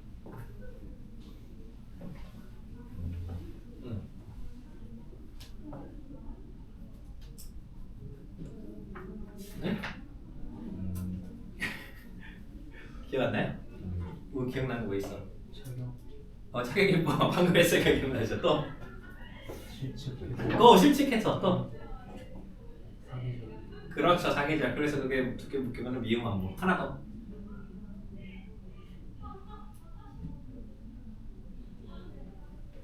실측한 거. 사계절 구현. 아까 했나? 내가 말했었나? 미안. 또 실측해서 그 영상 만든 거, 그쵸? 그래서 이동해서 볼 수 있다. 이런 것도 있잖아요. 그거에 머릿속에 떠오르면 되는 거야. 기억 같은 경우. 반대로 얘기할게요. 방금 기억으로 물어봤을 때 안 떠올랐다? 그때 연습을 더 해야 되는 거야. 연습을 해서 안 되는 건 없어. 그러니까 내용 이해를 했다면은 떠오를 수 있어요. 1번 볼까요? 대화 참여자 설명에 대해 옳은 그것은 동그라미 틀린 거 X하래요. 대화 참여자들의 시공간을 공유하면 이거 뭐예요? 맥락이죠. 상황 맥락. 동그라미 X예요? 당연히 동그라미죠. 두 번째, 대화 참여자는 전시에 대한 감상을 묻고 답해서 상호 협력적 관계. 웃었죠? 동그라미죠. 대화 참여자들은 개인 자아 성장을 목표로 대화에 참여하고 있다. 동그라미 X예요. 아니죠. 잘 보세요. 대화 참여자들 하면 누구랑 누구야? 그러면 여기서 자아 성장은 누구만 해? 크리에이터는 자아 성장이라고 하면 돼, 안 돼? 설명을 목적으로 얘기했잖아요. 정보 전달을 갖고 우리 체크했어. 근데 왜 동그라미야? 다 대화 참여자들 하면 두 명을 다 묶어야지. X 쳐야죠. 크리에이터는 빼야 돼. 마지막, 대화 참여자 중 한 사람은 상대방을 설득하는 의도를 지니고 있다. 태어난대요. X죠. 정보 전달을 방금 얘기했지. 기억니은 학생이 전시에서 생생함을 느낀 이유는 나왔네요. 차있죠. 기억 뭐야? 물어봤어야 돼. 그의 의도가 잘 구현되어 있어서죠. 근데 큐레이터는 뭐라고 했어요? 그렇죠. 몰입 잘해서. 관찰력과 몰입도 뛰어나서. 언어 공동체는 문화적 특성. 이거 뭐라고 해야 돼요? 담화 관습이었죠. 이것은 담화 관습이네요. 됐죠? 자, 그 다음 오른쪽에 2번 문제 볼게요. 기억, 아까 특징 정리했죠? 가부터 볼게요. 정밀하게 실측한 경과를 활용 영상물을 제작했다. 돼요, 안 돼요? 적절한 거 모르니까 동그라미죠. 영상을 통해 관람자가 착용 기법의 효과를 느낄 수 있도록 했다. 돼요, 안 돼요? 되죠? 동그라미. 관람자가 천천히 거닐면서 관람할 수 있도록 전시 환경을 조성했다.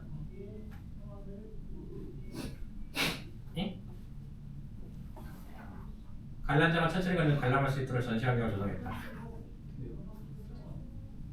돼요? 왜요? 왜 돼요? 잘 보세요. 잘 보셔야 돼요. 관람자가 천천히 거닌대요. 그 다음 뭐 한다고요? 관람할 수 있도록 했대요. 근데 이거는 누구의 뭐에 대한 설명이에요? 천천히 거닐면서 미음한부 아니에요? 영상이 구현된 거지. 이거는 걔네들 관찰자가 관람자가 거닐면서 하는 게 아니잖아요. 이건 제어해야 돼요. 헷갈리죠? 화법이 쉽지가 않다니까. 생각보다. 대형화면을 활용해서 관람자가 영상에 몰입할 수. 영상 몰입이잖아요, 애초에. 영상에 몰입할 수 있도록 유도했다. 이건 돼야 안 돼요. 대형화면. 대형화면 있었게 없었게?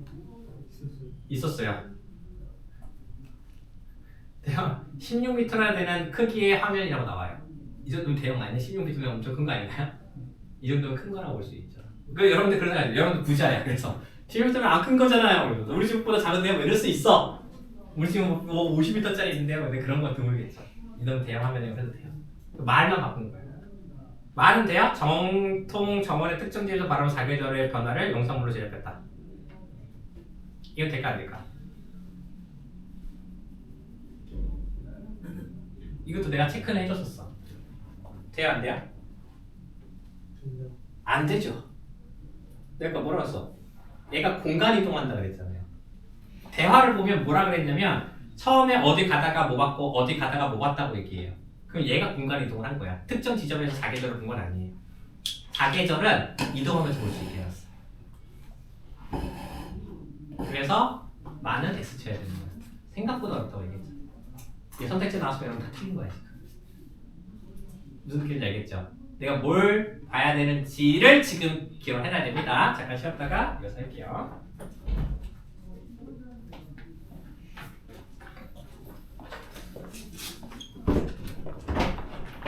더워? 아까 말했지.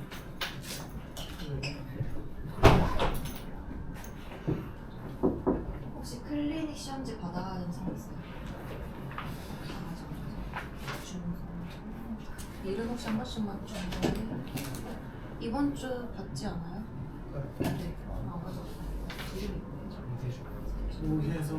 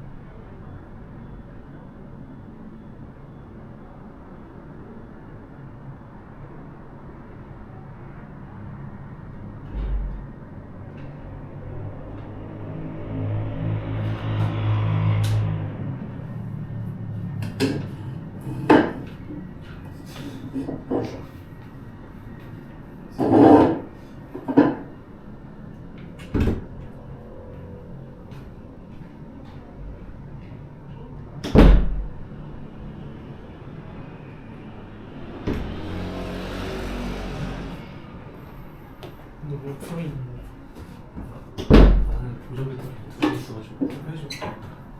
원래 2%. 2. 와 너무 시원하지. 그러네.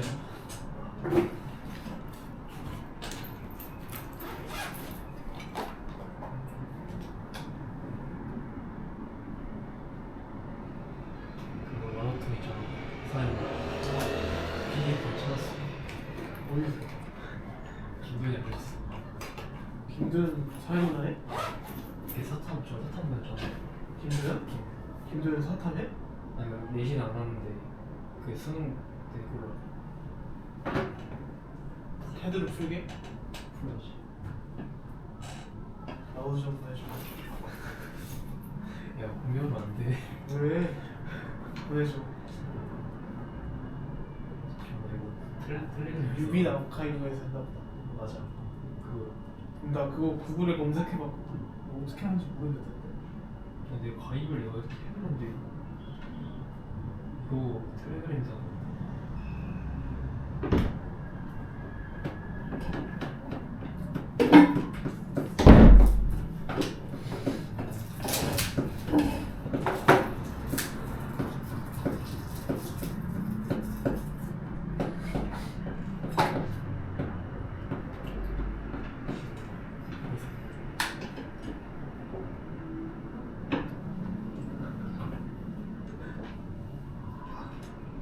시계 너무 무거워.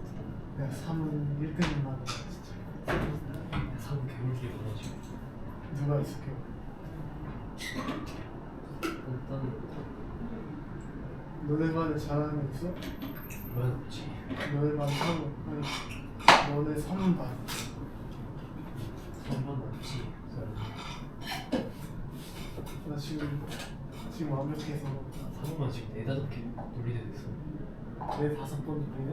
방학 때 정신스트 풀고 이번에 스틱하고 또 경기 막 듣고 마라톤도 풀고 있고 지금 아이씨.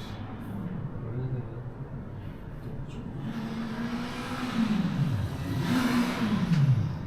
38점 정도면 상위권. 38분이 높지 이거 대부분 지금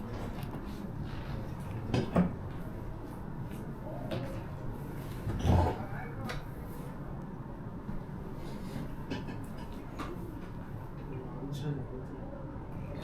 벌써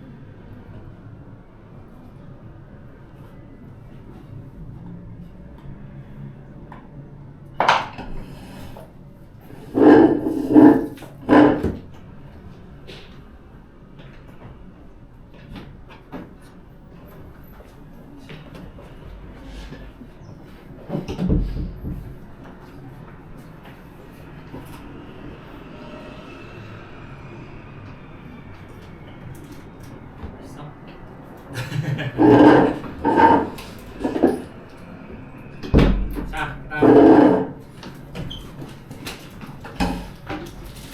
이거 하나씩 먹자. 어이구.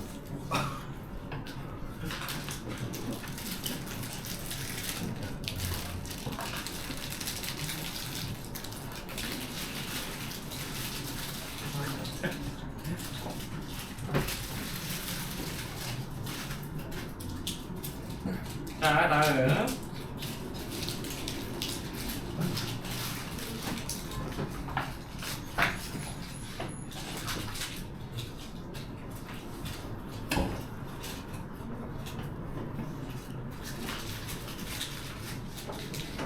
교재 지문풀이 잘 보세요. 그 다음 장문이 나옵니다.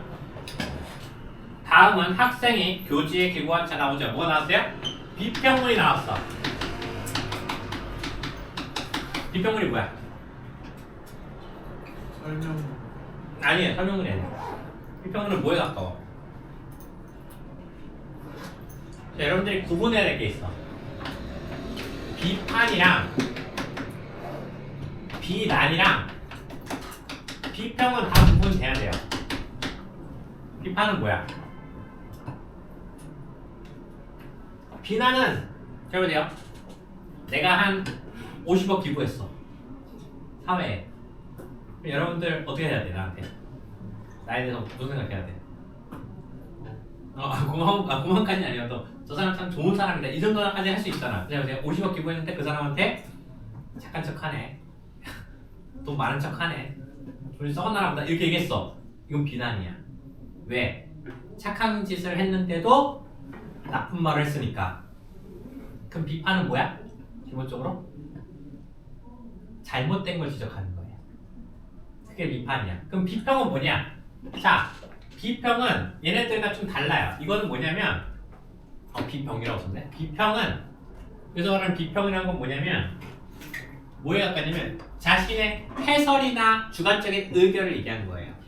쉽게 말하면 얘는 설득에 가까운 거야. 얘는 뭐가 있냐? 비평은 주장에다가 플러스 그거에 대한 근거가 있어야 돼. 내가 아까 얘기했죠. 주장은 뭐라고 해서 무슨 성을 끈다 그랬어? 주관성. 근거는 무슨 성? 부담성. 아니, 그러니까 주장은 주관성. 근거는 무슨 성? 얘는 객관적이어야 돼요. 그래서 얘네 두 개가 어떻게 된다고요? 타당해야 된다고요. 이 타당함을 높이기 위해서 아까 신뢰성이 필요하다고 한 거거든요. 네, 그거 빼고도 내용을 좀 보도록 할게요. 그럼 얘는 실제로 뭐가 있어야 되냐면 주장과 근거가 있는 글이라는 거예요. 비평문이라는 거 애초에. 그 잘못해야 돼요? 뭘 구분해야 돼요? 사실과 의견을 구분하는 거예요. 읽을 때, 애초에 머릿속에 넣을 때. 읽어볼게요. 로봇의 지위 어디까지 인정해 주어야 할까 이러죠. 얼마 전 신문에서, 신문도 매체죠. 이 신문이란 매체에서 실외 배달 로봇과 승용차 간의 접촉사고를 다룬 기사를 접하게 되었다라고 되어 있죠. 그럼 이건 뭐예요? 이건 사실이야, 의견이야? 사실이잖아요. 그 다음 주행 중이던 자동차가 횡단보도에서 무단횡단하는 보행자들을 보내주기 위해 정차했다가 재출발하는 과정에서 보행자들을 뒤따라 무단횡단을 하던 자율주행과 로봇과 충돌했다는 것이다. 이게 신문의 내용이죠. 아까도 얘기했지만 사실이 나오죠. 그러니까 사실이란 건 뭐에 대한 거야? 근거와 관련된 거잖아요. 객관적이라고 했으니까. 그럼 주장은 어디서 나오겠어? 뒤에 나온다는 뜻이에요. 앞부분에 사실부터 시작했어. 그럼 주장은 보통 언제 나와? 맨 마지막에 나올 거는 거. 그럼 제가 물어볼게요. 맨 마지막 문단 훑어보세요. 훑어만 봐. 쭉 실전이라 생각하고 쭉 훑어봐. 주장 보여 안 보여? 주장이 보이죠? 원래대로라면 여러분 익숙해지잖아요? 그 주장만 발췌해서 볼 수 있게 돼요. 나중에. 지금은 안 익숙해서 안 보이거든요?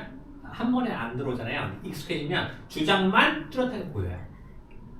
여러분들 연습할 때는 그렇게 하셔야 되는 거예요. 원래. 실전에서 당장 그렇게 하면 안 돼요. 왜 실전에서 당장 하면 여러분들 목표치인 거예요? 실전에서 바로 안 돼. 안다고 내 것이 되는 건 아니에요. 그거는 특히 더 훈련이 필요한 거니까. 그 다음 볼게요. 로봇과 자동차 간의 접촉사고이니 단순한 물건 간의 접촉사고를 간주될 것이라는 예상과는 달리 끊으세요. 달리라고 그랬죠. 그러면 앞에 있는 내용은 몰라도 되는 거야. 이걸 말하고 싶은 게 아니거든. 뒤에 있는 내용이 더 중요한 거죠. 뭐라 그래요? 로봇을 피하지 못한 것에 대한 운전자의 과실이 인정될 수 있다라고 되어 있죠. 어디에 비춰야 돼요? 운전자의 과실. 그게 뭐예요? 바로 통념방박이에요. 그러니까 통념이 뭐예요? 일반적으로 생각하는 것들이에요. 그쵸? 야, 물건이랑 부딪혔으니까 그냥 대물 끝날 것 같지? 아니라고요. 통념을 반박했어요. 여기서 운전자의 과실이 있대요. 물건 줬는데 운전자의 과실이 있다고? 그럼 여기서 말하는 운전자의 과실이라는 게 뭐냐? 두 번째 문제에 나와요. 해보세요. 승용차가 로봇을 친 이 사고가 사람을 친 것과 유사한 사고가 됐습니다. 여기서 말하는 과실이란 거 뭐냐면 사람을 친 거라고요. 왜 그럴까? 사고가 난 로봇은 보도 주행을 위한 실외 이동 로봇 운행 안정 인증 국내 최초로 취득했고, 이 인증은 2023년 11월 발효된 지능형 로봇 개발 및 보급 촉진법에 따른 것으로, 이 법과 도로교통법에 따르면 자율주행 로봇에는 법적으로 보행자의 지위가 부여된다. 뭐라고 어디에 비춰야 돼요? 비추셔야죠. 예, 보행자의 지위가 부여된 거. 그렇죠? 다만 아직까지 정식 사고가 접수된 적이 없어서 사고 시 책임 소재나 보상 규모 중에서 논의는 부족한 상황이었다라고 되어 있죠. 자, 어디에 집중해야 돼요? 이 문단에서 가장 중요한 게 뭐예요? 그렇죠. 뭐가 논의가 어떻다? 거기 비춰주셔야 돼요. 왜? 내가 크게 말했죠. 크게 말하는 다 문제 상황이라고, 문제 해결이라고 했죠. 이 주장도 문제 상황을 언급한 거예요. 지금 논의가 부족하다가 문제 상황이라는 게 보였던 거예요. 내가 얘기를 해줬기 때문에 여러분도 미리 먼저 알고 있을 수도 있겠지만. 그 다음 마지막 문제 볼게요. 이 사건은 운전자와 로봇 회사 간의 원만한 합의로 종결되었지만 해당 사고는 앞으로 인간과 로봇 간의 수많은 사고가 발생할 수 있음을 시사한대요. 최근 들어 배송 로봇뿐 아니라 집안일을 대행하는 역할을 하는 등의 일상 영역에 들어오는 서비스용 로봇이 많아지고 있는 상황을 감안하면 이런 유형의 사고는 더 빈번해질 것이다. 과연 로봇은 얼마나 인간에 가까워질 수 있을까? 로봇에게 인간의 지위를 부여할 수 있을까라고 되죠. 의문이죠. 아직 확정된 게 아니에요. 로봇기에서는 빠른 속도로 발전하고 있는데 밑주세요. 여기 관련 법과 제도가 이를 따라가지 못한다는 지적. 이것도 있지만 많이죠. 끊어보세요. 이거는 많이라고 되어 있지만 앞에 있는 것도 있고 플러스 로봇 기술의 발전만을 중시하여 인간의 권익을 침해에 있어서는 안 된다고 생각한다. 여기 바로 지셔야 돼요. 이게 뭐예요? 그렇죠. 이건 주장이에요. 의견 나왔잖아. 이 글쓴이의 의견은 바로 이거라고. 인간이 우선, 인간의 권익을 침해하는. 로봇 산업에 대한 규제가 이제 막 풀리기 시작한 만큼 로봇의 지위에 대한 공동체 구성원의 합의가 도출해지도록 충분한 시간과 토론의 기회가 보장될 필요가 있다. 리슈치어죠. 마지막 두 개예요. 얘가 주장하고 있는 건 두 가지 요소가 보인다고요. 첫 번째, 인간의 권익을 우선해야 된다는 것. 두 번째, 그렇게 하기 위해서는 논의가 충분해야 된다. 두 가지예요. 됐죠? 앞에 보세요. 그러면 이제 이 글에서 기억해야 되는 거 뭐 있었어?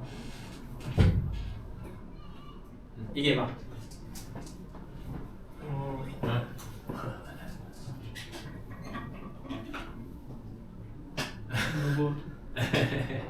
로봇이 사람과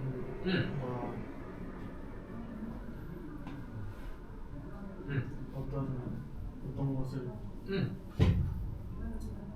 어떤 관계에서 어떻게 로봇을 인정해야 되는지. 오케이. 완전 틀린 건 아닌데 조금 부족한 거 알고 있죠. 네. 그렇죠? 해볼 수 있어요? 해보세요. 로봇과 인간 사이에 한계에서 로봇이 인간보다 어떤 권리를 가져야 하고 그렇죠. 그런 것도 있었죠. 라는 주장이 있었지만 결국에는 충분한 논의를 통해서 그렇죠. 조금 다가가긴 했지만 조금 부족하죠. 해보세요. 해보세요. 부족한 게 있는지. 부족한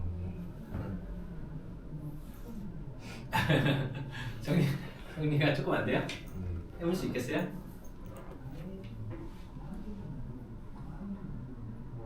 로봇이 그 사고가 음. 어떤 문제가 있어가지고 음. 그 사고에 대해서 로봇에게도 보행자의 지위가 그렇죠. 주어져가지고 근데 그런 상황에 대한 논의가 부족해서 그렇죠. 필요하다고 보는 것 같아요. 음. 그래서 이 글쓴이가 주장한 거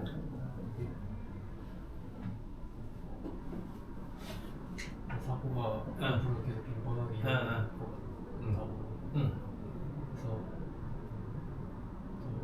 그런 논의가 필요하다 이 정도. 자 실제로 내용 전개는 어떻게 되고 있느냐 자 보세요. 신문에서 봤더니 자율주행 자동차랑 주행 자동차랑 로봇이랑 부딪혔는데 뭐가 있었다? 운전자 가실이 있다. 그 운전자 가실이보다 얘한테 이 로봇에게 특별한 지위가 있대. 보행자의 지위를 했는 거예요. 법이 입법되긴 했는데 얼마 안 돼가지고 사례가 별로 없었다는 거죠. 그래서 어떻게 됐어요?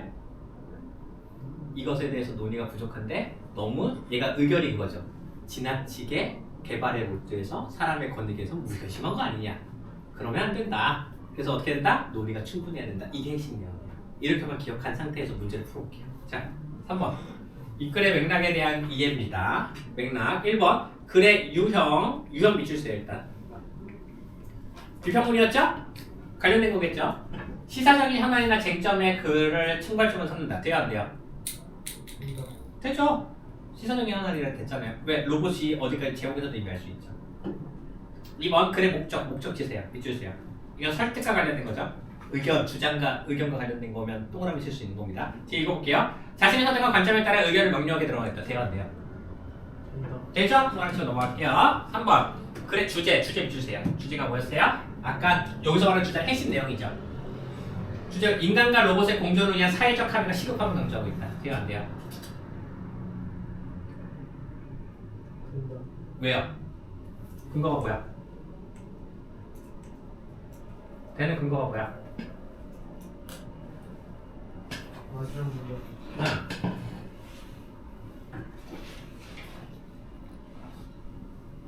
마지막 문제는 뭐야? 로봇의 지위 응. 공동체 구성하고 합의 합의가 뭐야? 시급하지 않죠. 틀렸습니다. 그렇죠. 답은 한 번이에요. 왜? 시급하다고 되어 있죠. 시급한 내용이 있어 없어? 이런 식으로 눈으로 확인하셔야 돼요. 근데 여러분들은 헌법과 장문에서 실제로 어떻게 하는지 알아요? 머릿속에 남아있는 걸 확인을 안 해. 그러니까 그렇다고 생각하고 찍으면 그러니까 헌법이 틀리는 거야. 시급하다고 되어 있죠. 시급하다는 내용이 없어. 근데 앞에까지는 틀린 게 하나도 없거든. 시급한 빼고 다 맞는 말이야. 그러니까 여기서 사회적 합의가 시급하다. 사회적 합의까지도 맞거든요. 근데 그게 시급하다는 말은 없어요. 있었다고 하면 지문에 찾아야 된다고요. 그래서 내가 다시 한번 보러 간 거예요. 그랬더니 뭔가 마음에 걸리죠. 확실하게 말을 못한 거야. 그 느낌을 기억하셔야 돼요. 방금 했던 거. 이게 이 지문 단순히 이 지문을 보면 나오고 안 나오고가 문제가 아니야. 다른 지문이 나온다고 내신에서도 뭐든 모의고사 때도 뭐든 이런 식으로 읽어야 된다는 거예요. 무슨 말인지 알겠죠? 그쵸? 그 다음 주제 밑줄치고 4번에 쓰기율 밑줄세요. 5번에 예상 독자 밑줄세요. 왜 밑줄치라고 하는지 알겠죠? 유형, 목적, 주제, 쓰기율리, 예상 독자 이게 문제 요소예요. 출제 요소예요. 이 문제는 굉장히 내신에서 다루기 좋은 요소들입니다. 자주 다루는 것들이니까 알아두시기 바랍니다. 뒤에 자 그 다음 4번 보기를 참고해서 윗글을 평가할 때 빈칸에 알맞은 말을 쓰래요. 이거 쉽죠? 뭐예요? 공동체 구성원 빈칸의 윗글은 뭐예요? 역사라고 했더니 윗글은 이게 사회적 담론이잖아요. 이게 사회적 담론. 아까 개념에서 배웠던 거 사회적 담론이에요. 그쵸? 어렵지 않죠? 그쵸? 그 잘못해야 돼요. 아까 한 3번 정도만 봤을 때 내용을 우리가 다시 앞으로 돌아갈 필요가 있긴 했었죠. 확인을 했어야 되니까. 근데 잠시만요. 기억을 해놓고 있으면 내가 처음에 읽을 때 어떤 것인지 확실하게 기억을 했잖아요. 그러면 돌아갈 필요가 없었어. 근데 조금 마음에 걸리는 게 있다 싶으면 이렇게 확인하셔야 돼요. 그쵸? 그래서 여러분들은 아마 제가 13분까지를 목표로 하세요. 4월 모의고사까지. 내신 끝나고 나서. 그쵸? 6월 모의고사 할 때까지는 1분씩 줄여나가면 됩니다. 됐죠? 자, 3월 모의고사는 점수가 크게 중요하지 않은 것 같아. 문제가 좀 구렸어, 내가 보기에. 자, 그 다음 이제 우리가 뭐 배운다? 헌법을 배울 거예요. 헌법의 원리.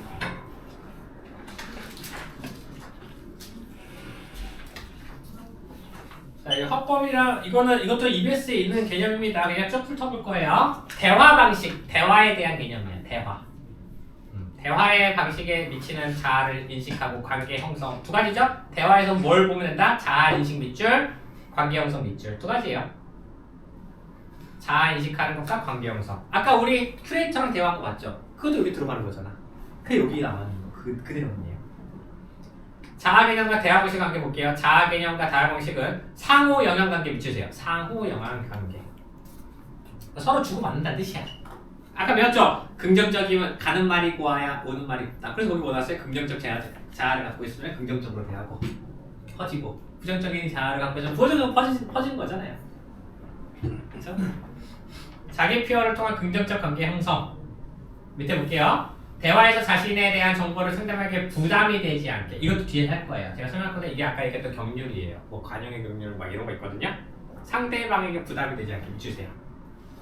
적절한 수준으로 표현하는 것은 관계를 긍정적으로 형성하는 거 발전하는 데 도움이 된다. 자신이 드러낸 정보의 양과 범위도 정보의 양과 범위. 그리고 마지막에 뭐 있어요? 상대방의 말을 적극적으로 들어줘야 된다. 그래서 여기서 강조하는 게 문제는 화법에서 강조하는 게 바로 공감이에요. 공감을 강조한다고. 그렇죠? 여러분들 공감 잘 해줘요? 여자친구들한테? 안 못해줘도 혼나죠? 그렇죠? 여자친구한테 대화할 때 네 가지만 해주면 돼. 뭔가 해가 찍어주면 안 돼. 기억하세요? 헐 진짜 대박 그 새끼가 잘못했대. 이거만 해주시면 돼요. 해주고 있어요? 안 해줬죠? 뭐라 얘기하면 어떻게 해? 너 분명히 이렇게 하겠죠? 아 근데 그거는 이렇게 하면 해결될 것 같고 이런 얘기 하면 안 된다고요. 헐 진짜 대박 이렇게 해줘야 된다고요. 원래. 하고 있어요? 아 그거 봐요. 헐 진짜 대박 이것만 해줘도 대화할 때 공감해준다고 생각된다고. 토달지 말아요. 토달지 말아요.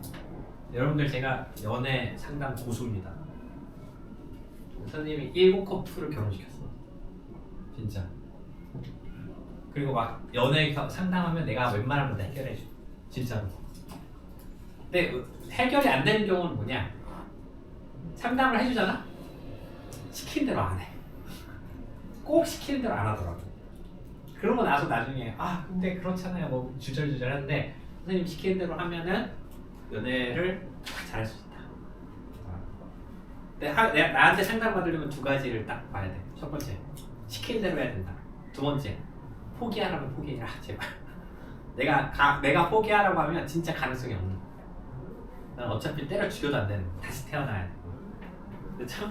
자 그다음 두 번째, 갈등 상황에서 자신의 생각, 감정이나 바라는 바를 진솔하게 표현한다. 여기서 나오는 게 뭐냐면 나 전달법이라는 건데 잘 보세요. 갈등이 발생할 때 갈등을 증폭하지 않게 하는 거를 나 전달법이라고 하거든요. 나 전달법은 밑에 표를 보세요. 세 가지 요소로 나뉩니다. 첫 번째, 사건부터 볼게요. 자신의 문제로 인식한 상대의 행동이나 상황, 비난이나 비판 없이 미추세요. 구체적으로 진술할 때 어떻게 한다고요? 객관적인 사실만 얘기합니다. 보세요. 객관적 사실만 얘기해요. 사건이라는 것은 객관적 사실만 얘기해야 돼요. 두 번째, 감정은 그 다음이에요. 상대의 행동이나 상황에 대한 자신의 감정을 솔직하게 이야기해주세요. 그건 뭐야? 주관적 진술이에요. 그건 주관적 진술이에요. 그래서 이 두 가지를 하고 난 플러스 그 다음에 뭔다고요? 마지막에 기대를 하는 거예요. 이제 다음에는 네가 어떻게 그런 감정을 반복적으로 경험하지 않기 위해서 자신이 바라는 상대의 행동이나 상황 이거를 얘기하는 거예요.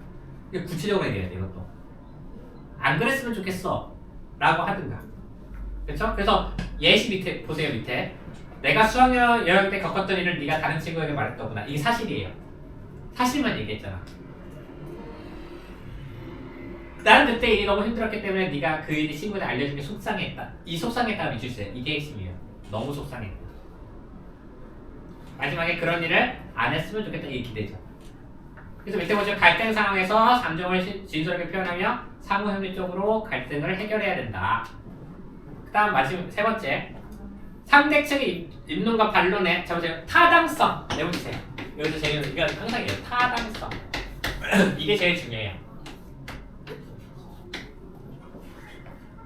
타당성에 대해서 뭐 한다고요? 반대 신문하는 거거든요. 자, 보세요. 타당성이라는 건 기본적으로 뭘 깔고 가는 거냐면 얘는 일반적 그리고 보편적인 생각을 얘기하는 거예요. 보편적으로. 적으로 인정돼야 돼요. 그래서 이걸 뭐라 그러냐? 통념에 가까워야 돼요. 통념에 가까워야 돼요. 그리고 또 뭐인지 알아요? 이 타당성은 논리성을 가져요. 논리적 정확성을 가져요. 논리적이에요. 그래서 그러니까 여기서 말하는 일반적으로 보편적이라는 건 뭔지 잘 생각해 보셔야 돼요. 여러분들 보편적이라는 게 뭐냐면 100명 중에 51명 한 명이라도 더 많이 그렇다라고 인정을 받아야 되는 거야. 예를 들면 내가 가다가 그러니까 얘한테 500원을 줬어. 500원을 딱 줬어. 가주세요. 딱 줬어. 솔직히 말할게. 이거 내가 누군가가 길 가다 500원을 줬다라고 하면 좋은 거야 나쁜 거야? 착한 행동이야 나쁜 행동이야? 그러니까 100명 중에 51명은 착하다고 할까? 아니면은 과반수는 착하다고 할까? 나쁘다고 할까? 그럼 착한 거야. 근데 다른 사람은 그렇게 생각해요. 뭐예요? 거지예요? 왜 돈을 줘요 500원을? 이렇게 생각할 수도 있잖아. 이렇게 생각할 수도 있잖아. 근데 생각해봐야 돼. 내 생각이 그렇다는 게 중요한 게 아니라니까. 보편적으로 어떻다는 거야. 그래서 실제로 문학을 못하는 학생들이 고집이 세요. 고집 쓰는 학생들 중에 문학 못하는 사람들이 있어. 융통성이 없어서. 자기가 그렇게 생각하지 못하는 거야. 다른 사람의 내용을 크게 인정하지 못하는 사람일수록 문학을 못해요. 그게 남자들 성향에서 좀 자주 나와. 특히 과학과 수학을 좋아하는 학생들은 정합적으로 논리적으로 따지기를 좋아하는 사람일수록 그게 좀 심해요. 어떤 것 같아? 어? 맞는 것 같아요? 그럼 T예요? D는 아닌데. T는 아닌데 자꾸 그런 식으로 생각하는 경향이 있죠. 왜냐면 제일 좋은 거 뭔지 알아요? 어떤 문학에서 어떤 문학 작품 읽었을 때 내가 그 문학에 완전 빠져들어가지고 이해를 해가지고 그래 이거지 하면서 눈물 쏟고 막 이래야 되는 게 베스트야. 근데 실제로 그렇게 못한단 말이야. 말로 한다고 해서 될 수가 없어. 그럼 어떻게 해야 돼요? 논리적으로 이해를 하고 설명을 해야 되는데 그 논리적 이해와 설명조차 어떻게 하는지를 사람들이 잘 생각보다 많은 선생님들이 생각보다 잘 안 가르쳐줘. 나는 수업할 때 그렇게 안 하거든. 다 설명을 해주거든. 왜 그러지? 보편적인 게 뭔지를 설명해주거든. 여러분은 만약에 막히는 것이 있으면 그걸 생각하셔야 돼요. 보편적으로 이 당시에 보편적으로 생각했을 때 그게 맞는 건가? 내 생각이 중요한 게 아니라 이때 당시에 그게 맞는 건가를 생각해 보시고 그게 습관화되어 있으면 훨씬 더 좀 잘 풀 수 있어요. 그래서 혹시나 제가 이따가 번호 적어준 걸 건데 그런 걸 할 때 혹시 문학에서도 궁금한 거 있으면 저한테 질문하시면 제가 답변을 해줄게요. 어떻게 이해를 해야 되고 말이에요. 그걸 공부를 할 때. 자, 그 다음 타당성 반드시 먼저 보세요. 이거는 토론에 대한 거죠. 토론.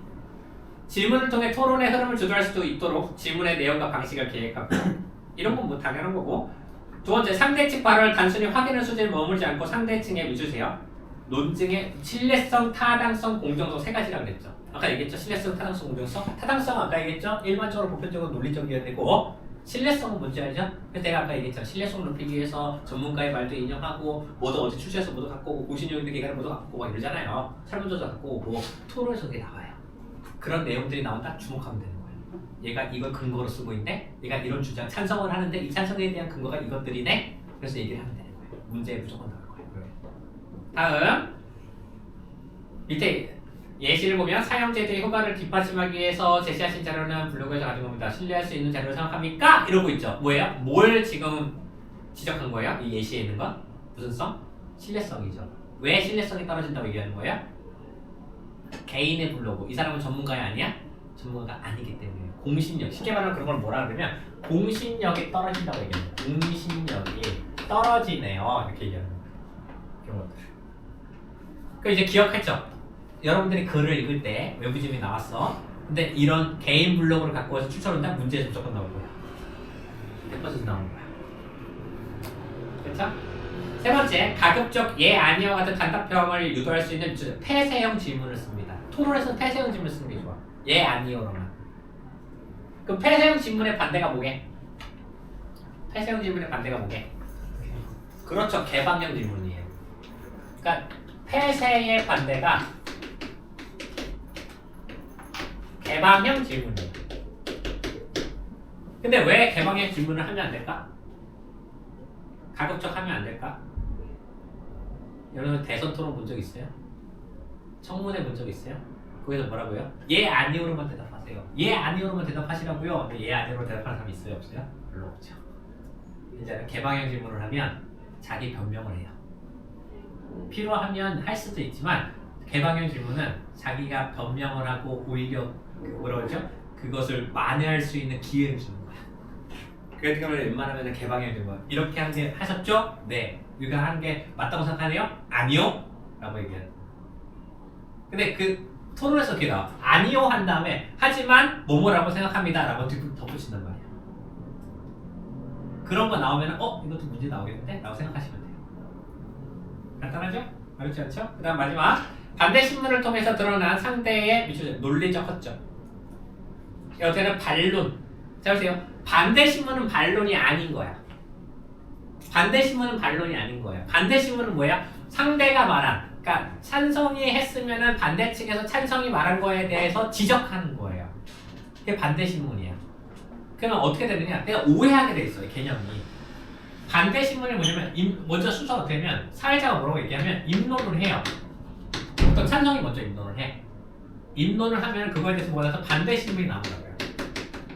반대 신문을 하고 그 다음에 찬성해서 입론하고 반해서 반대 신문하면 그 다음 뭐예요? 반대해서 이제 뭐 해야 돼요? 그 다음 해야 되는 게 뭐겠어? 맞아요. 얘는 또 입론을 해야 되는 거예요. 그러면 찬성해서 이제 뭐 해야 돼? 이 입론에 대해서 찬성 반대 신문을 하는 거야. 그 다음 뭐 해야 되는 거야? 찬성 쪽에서 이제 뭐 해야 돼? 여기서 반론을 해. 얘가 지금까지 입론했잖아. 이 입론에 대한 반론을 하는 거예요. 그 다음 뭐가 되는 거야? 이것도 반대 신문이 있는 거야. 그 또 뭐예요? 이제 반대가 또 반론을 하는 거예요. 그럼 찬성이 또 반대 신문 하겠죠. 근데 왜 여기까지 안 가는 줄 알아요? 너무 길어 이러면. 우리는 발췌된 질문을 보잖아. 모의고사에서. 그럼 어디서 끊어요? 여기서 끊는 거야. 내신에서 근데 안 그럴 수도 있어. 내신에서는 그냥 길게 끊을 수도 있어. 어서 교과서 지문이나 딴 데서 갖고 올 수도 있어. 그래서 반론이 나올 수도 있고 교과서 지문에서. 왠지 알아요? 여러분 고1 때는 반론이 다 있어. 고1 교과서 때는. 고1 때 교과서 뭐였어? 그거 창비였어요? 그럼 거기 있어요. 거기는 반론까지 다 나오거든. 7단원인가 8단원인가 그랬는데 있었다고. 거기 다 있어요. 됐죠? 그 다음 그 다음 11페이지 토론의 주요 개념부터 볼게요. 논제가 토론의 주제죠. 쟁점은 논제와 관련해서 찬성과 반대 양측이 대립하게 되는 지점입니다. 주로 문제 상황의 심각성, 해결 방안의 가능성, 이익과 비용 이런 것들을 대해서 얘기를 하는 거죠. 쟁점은 그냥 부딪히는 지점을 얘기하시면 돼요. 순서도 제가 아까 얘기했죠. 입론, 그다음 반대신문, 입론, 반대신문 여기까지 끊어요. 모의고사에서 여기서 끊어. EBS도 모의고사 형식이기 때문에 여기서 끊을 수밖에 없어요. 그 다음에 반론이야. 그렇죠? 그리고 반대신문은 상대 측 발언의 내용의 논리적 적절성을 평가하기 위해서 아까 얘기했던 타당성, 신뢰성, 공정성 밑에 있죠. 신뢰성은 근거가 믿을만하냐, 근거가 논리적이냐, 주장과 정합하느냐, 공정성은 한쪽으로 안 치워주냐 이 얘기라는 거. 간단하죠? 어렵지 않죠? 그렇죠? 혹시 학교에서 그런 거 있어요? 가치 논제, 사실 논제, 전책 논제 이런 거 있어요? 들어본 적 있어요? 학교에서? 거기까지 가서 논제의 종류가 사실 나눠져 있어요. 사실 논제. 그러니까 논제의 종류만 얘기해요. 논제의 종류가 크게 세 가지거든요. 사실 논제, 가치 논제, 정책 논제. 이 세 가지거든요. 사실은 뭐냐면 논제를 만들 때 예를 들면은 그 사람은 정말로 그 집에서 돈을 훔쳤는가 이렇게 하면 사실이에요. 사실로 증명을 해야 되는 거니까. 아니다 이렇게 하는 거니까. 가치 논제는 뭐예요? 말 그대로 가치를 따지는 거예요. 그것은 정말 좋은 것인가 나쁜 것인가 이런 거예요. 이득이 되는가. 정책 논제는 뭐예요? 그 정책을 수립하는 것을 찬성하는 거 반대하는 거예요. 우리 지역에 이 법을 시행하는 것을 찬성하는 거 반대하는 거 이런 게 정책 문제예요. 예, 차이가 있어. 이거 엄청 중요하진 않아요. 잘 다루진 않는데 혹시나 다룰까봐 얘기를 하신 거예요. 여기는 써놓지도 않긴 했는데 어차피 나온다고 하더라도 보기 위해서 개념을 줘요. 근데 미리 알고 있으면 읽기가 수월할 테니까 알려준 겁니다. 그쵸? 자, 협상입니다. 자, 협상은 아까 제가 뭐라 그랬어요? 큰 목적이 두 가지라고 했죠. 목적의 절차에 맞는 자, 협상의 목적은 크게 두 가지가 있다는 거예요. 협상은 목적이 두 가지. 전체적으로 보면 뭐라고요? 문제 해결이 목적이에요. 여기서 말하는 문제 해결은 쉽게 말하면 갈등 조정이에요. 근데 개개인으로, 집단으로 봤을 때는 뭐가 있어요? 개개인이나 집단으로 봤을 때는 뭐가 있어요? 이익 추구예요. 그러니까 이 두 개를 구분해서 보셔야 돼요. 목적이라고 하는 것이 뭐에 초점이 맞춰져 있는지를 보셔야 되는 거예요. 그래서 밑에 보시면 협상 열기에 뭐가 있냐면 협상의 규칙도 정해야 되고 협상의 목적 비추세요. 목적은 대부분 갈등 조정이에요. 대부분. 문제에 대한 양측의 관점을 비춰세요. 양측의 관점이나 이해관계. 이해관계 말고 이익과 손해잖아요. 이걸 따져야 되는 거예요. 그래서 협상을 시작했어. 오른쪽에 볼게요. 시작하면 갈등의 원인을 분석하고 비추세요. 문제에 대한 참여자들의 기본 입장. 문제 상황이 나온다고요. 그렇게 잘 보셔야 돼요. 협상을 읽을 때 문제 상황을 머릿속에 정확하게 기억해 두셔야 돼요. 그래야 머릿속에 남아. 조정 단계에서 뭐 해야 돼요? 문제에 대한 상대의 관점을 이해하고 제안이나 대안을 상호 검토해서 미쳐세요. 입장 차이를 좁힌다라고 돼 있죠. 그러니까 잘 보셔야 돼요. 아까 뭐라 그랬어? 이 입장 차이를 좁히는 방법 중에 가장 기본적인 게 뭐라고요? 뭐 해야 된다고? 이익을 포기하는 거 중자로 뭐라 그래? 그게 양보예요. 거기다 뭐라 그래? 양보가 필요해. 그래서 양보를 하는 거예요. 해결 단계에서 뭐예요? 최선의 해결안을 제시라고 했죠. 이 해결안을 다른 말로 뭐라냐? 절충안이라고 하는 거예요. 그래서 절충안이라고 합니다. 이 해결안은. 왜냐면 상대가 서로 하고자 하는 거에서 그래 너가 이만큼이면 나는 이만큼 이렇게. 대신 너도 이만큼 소문해. 이렇게 되는 거거든요. 대신 우리 이렇게 결과적으로 보면 너는 이만큼 이득을 얻고 나는 이만큼 이득을 얻었어. 그런 식으로 읽으면 내용 되게 빨리 읽을 수 있어요. 해결한 수락 또는 거부인데 잘 보셔야 돼요. 네, 잘 보세요. 거부할 수 있는 해결안이 문제 나올까? 거부할 수 있는 협상안이 나올까요? 거부할 수밖에 없는 협상안이 나와 문제? 안 나와요. 협상문이 그러니까 합의문이 협상 내용과 달라질 수 있거든요. 그럼 그 문제에서 무조건 나오긴 할 거야. 근데 거절할 수밖에 없는 어느 한쪽에 치우쳐진 그런 거는 문제 안 나와요. 그건 바람직하지 않거든요. 그래서 밑에 상황에 따른 협상 전략이 나와 있잖아요. 그냥 눈으로만 익혀두시고 실제로 문제에서는 가운데 두 개밖에 없어요. 두 번째 거 보세요. 서로에게 이익이 되는 합의안이 도출될 가능성. 근데 시간과 자원이 부족할 때 절충한 모습에 그래서 절충안이 여기서 나오는 거예요. 세 번째, 당장의 직접적인 이익보다는 상대방의 관계를 통해 얻을 수 있는 이익이 중요할 때는 가능한 범위 내에서 상대방의 요구를 최대한 수용하는 거. 두 번째, 세 번째가 많이 나와요. 그래서 첫 번째, 두 번째, 마지막은 한쪽이 완전 포기하거나 한쪽이 완전 더 뒤집어지거나 그거밖에 없잖아요. 이런 거 잘 안 나와요. 됐죠? 뒤에 넘겨볼게요. 면접입니다. 면접은 기출에서가 애초에 몇 번 안 나왔어요. 2번 정도밖에 안 나왔기 때문에 면접에서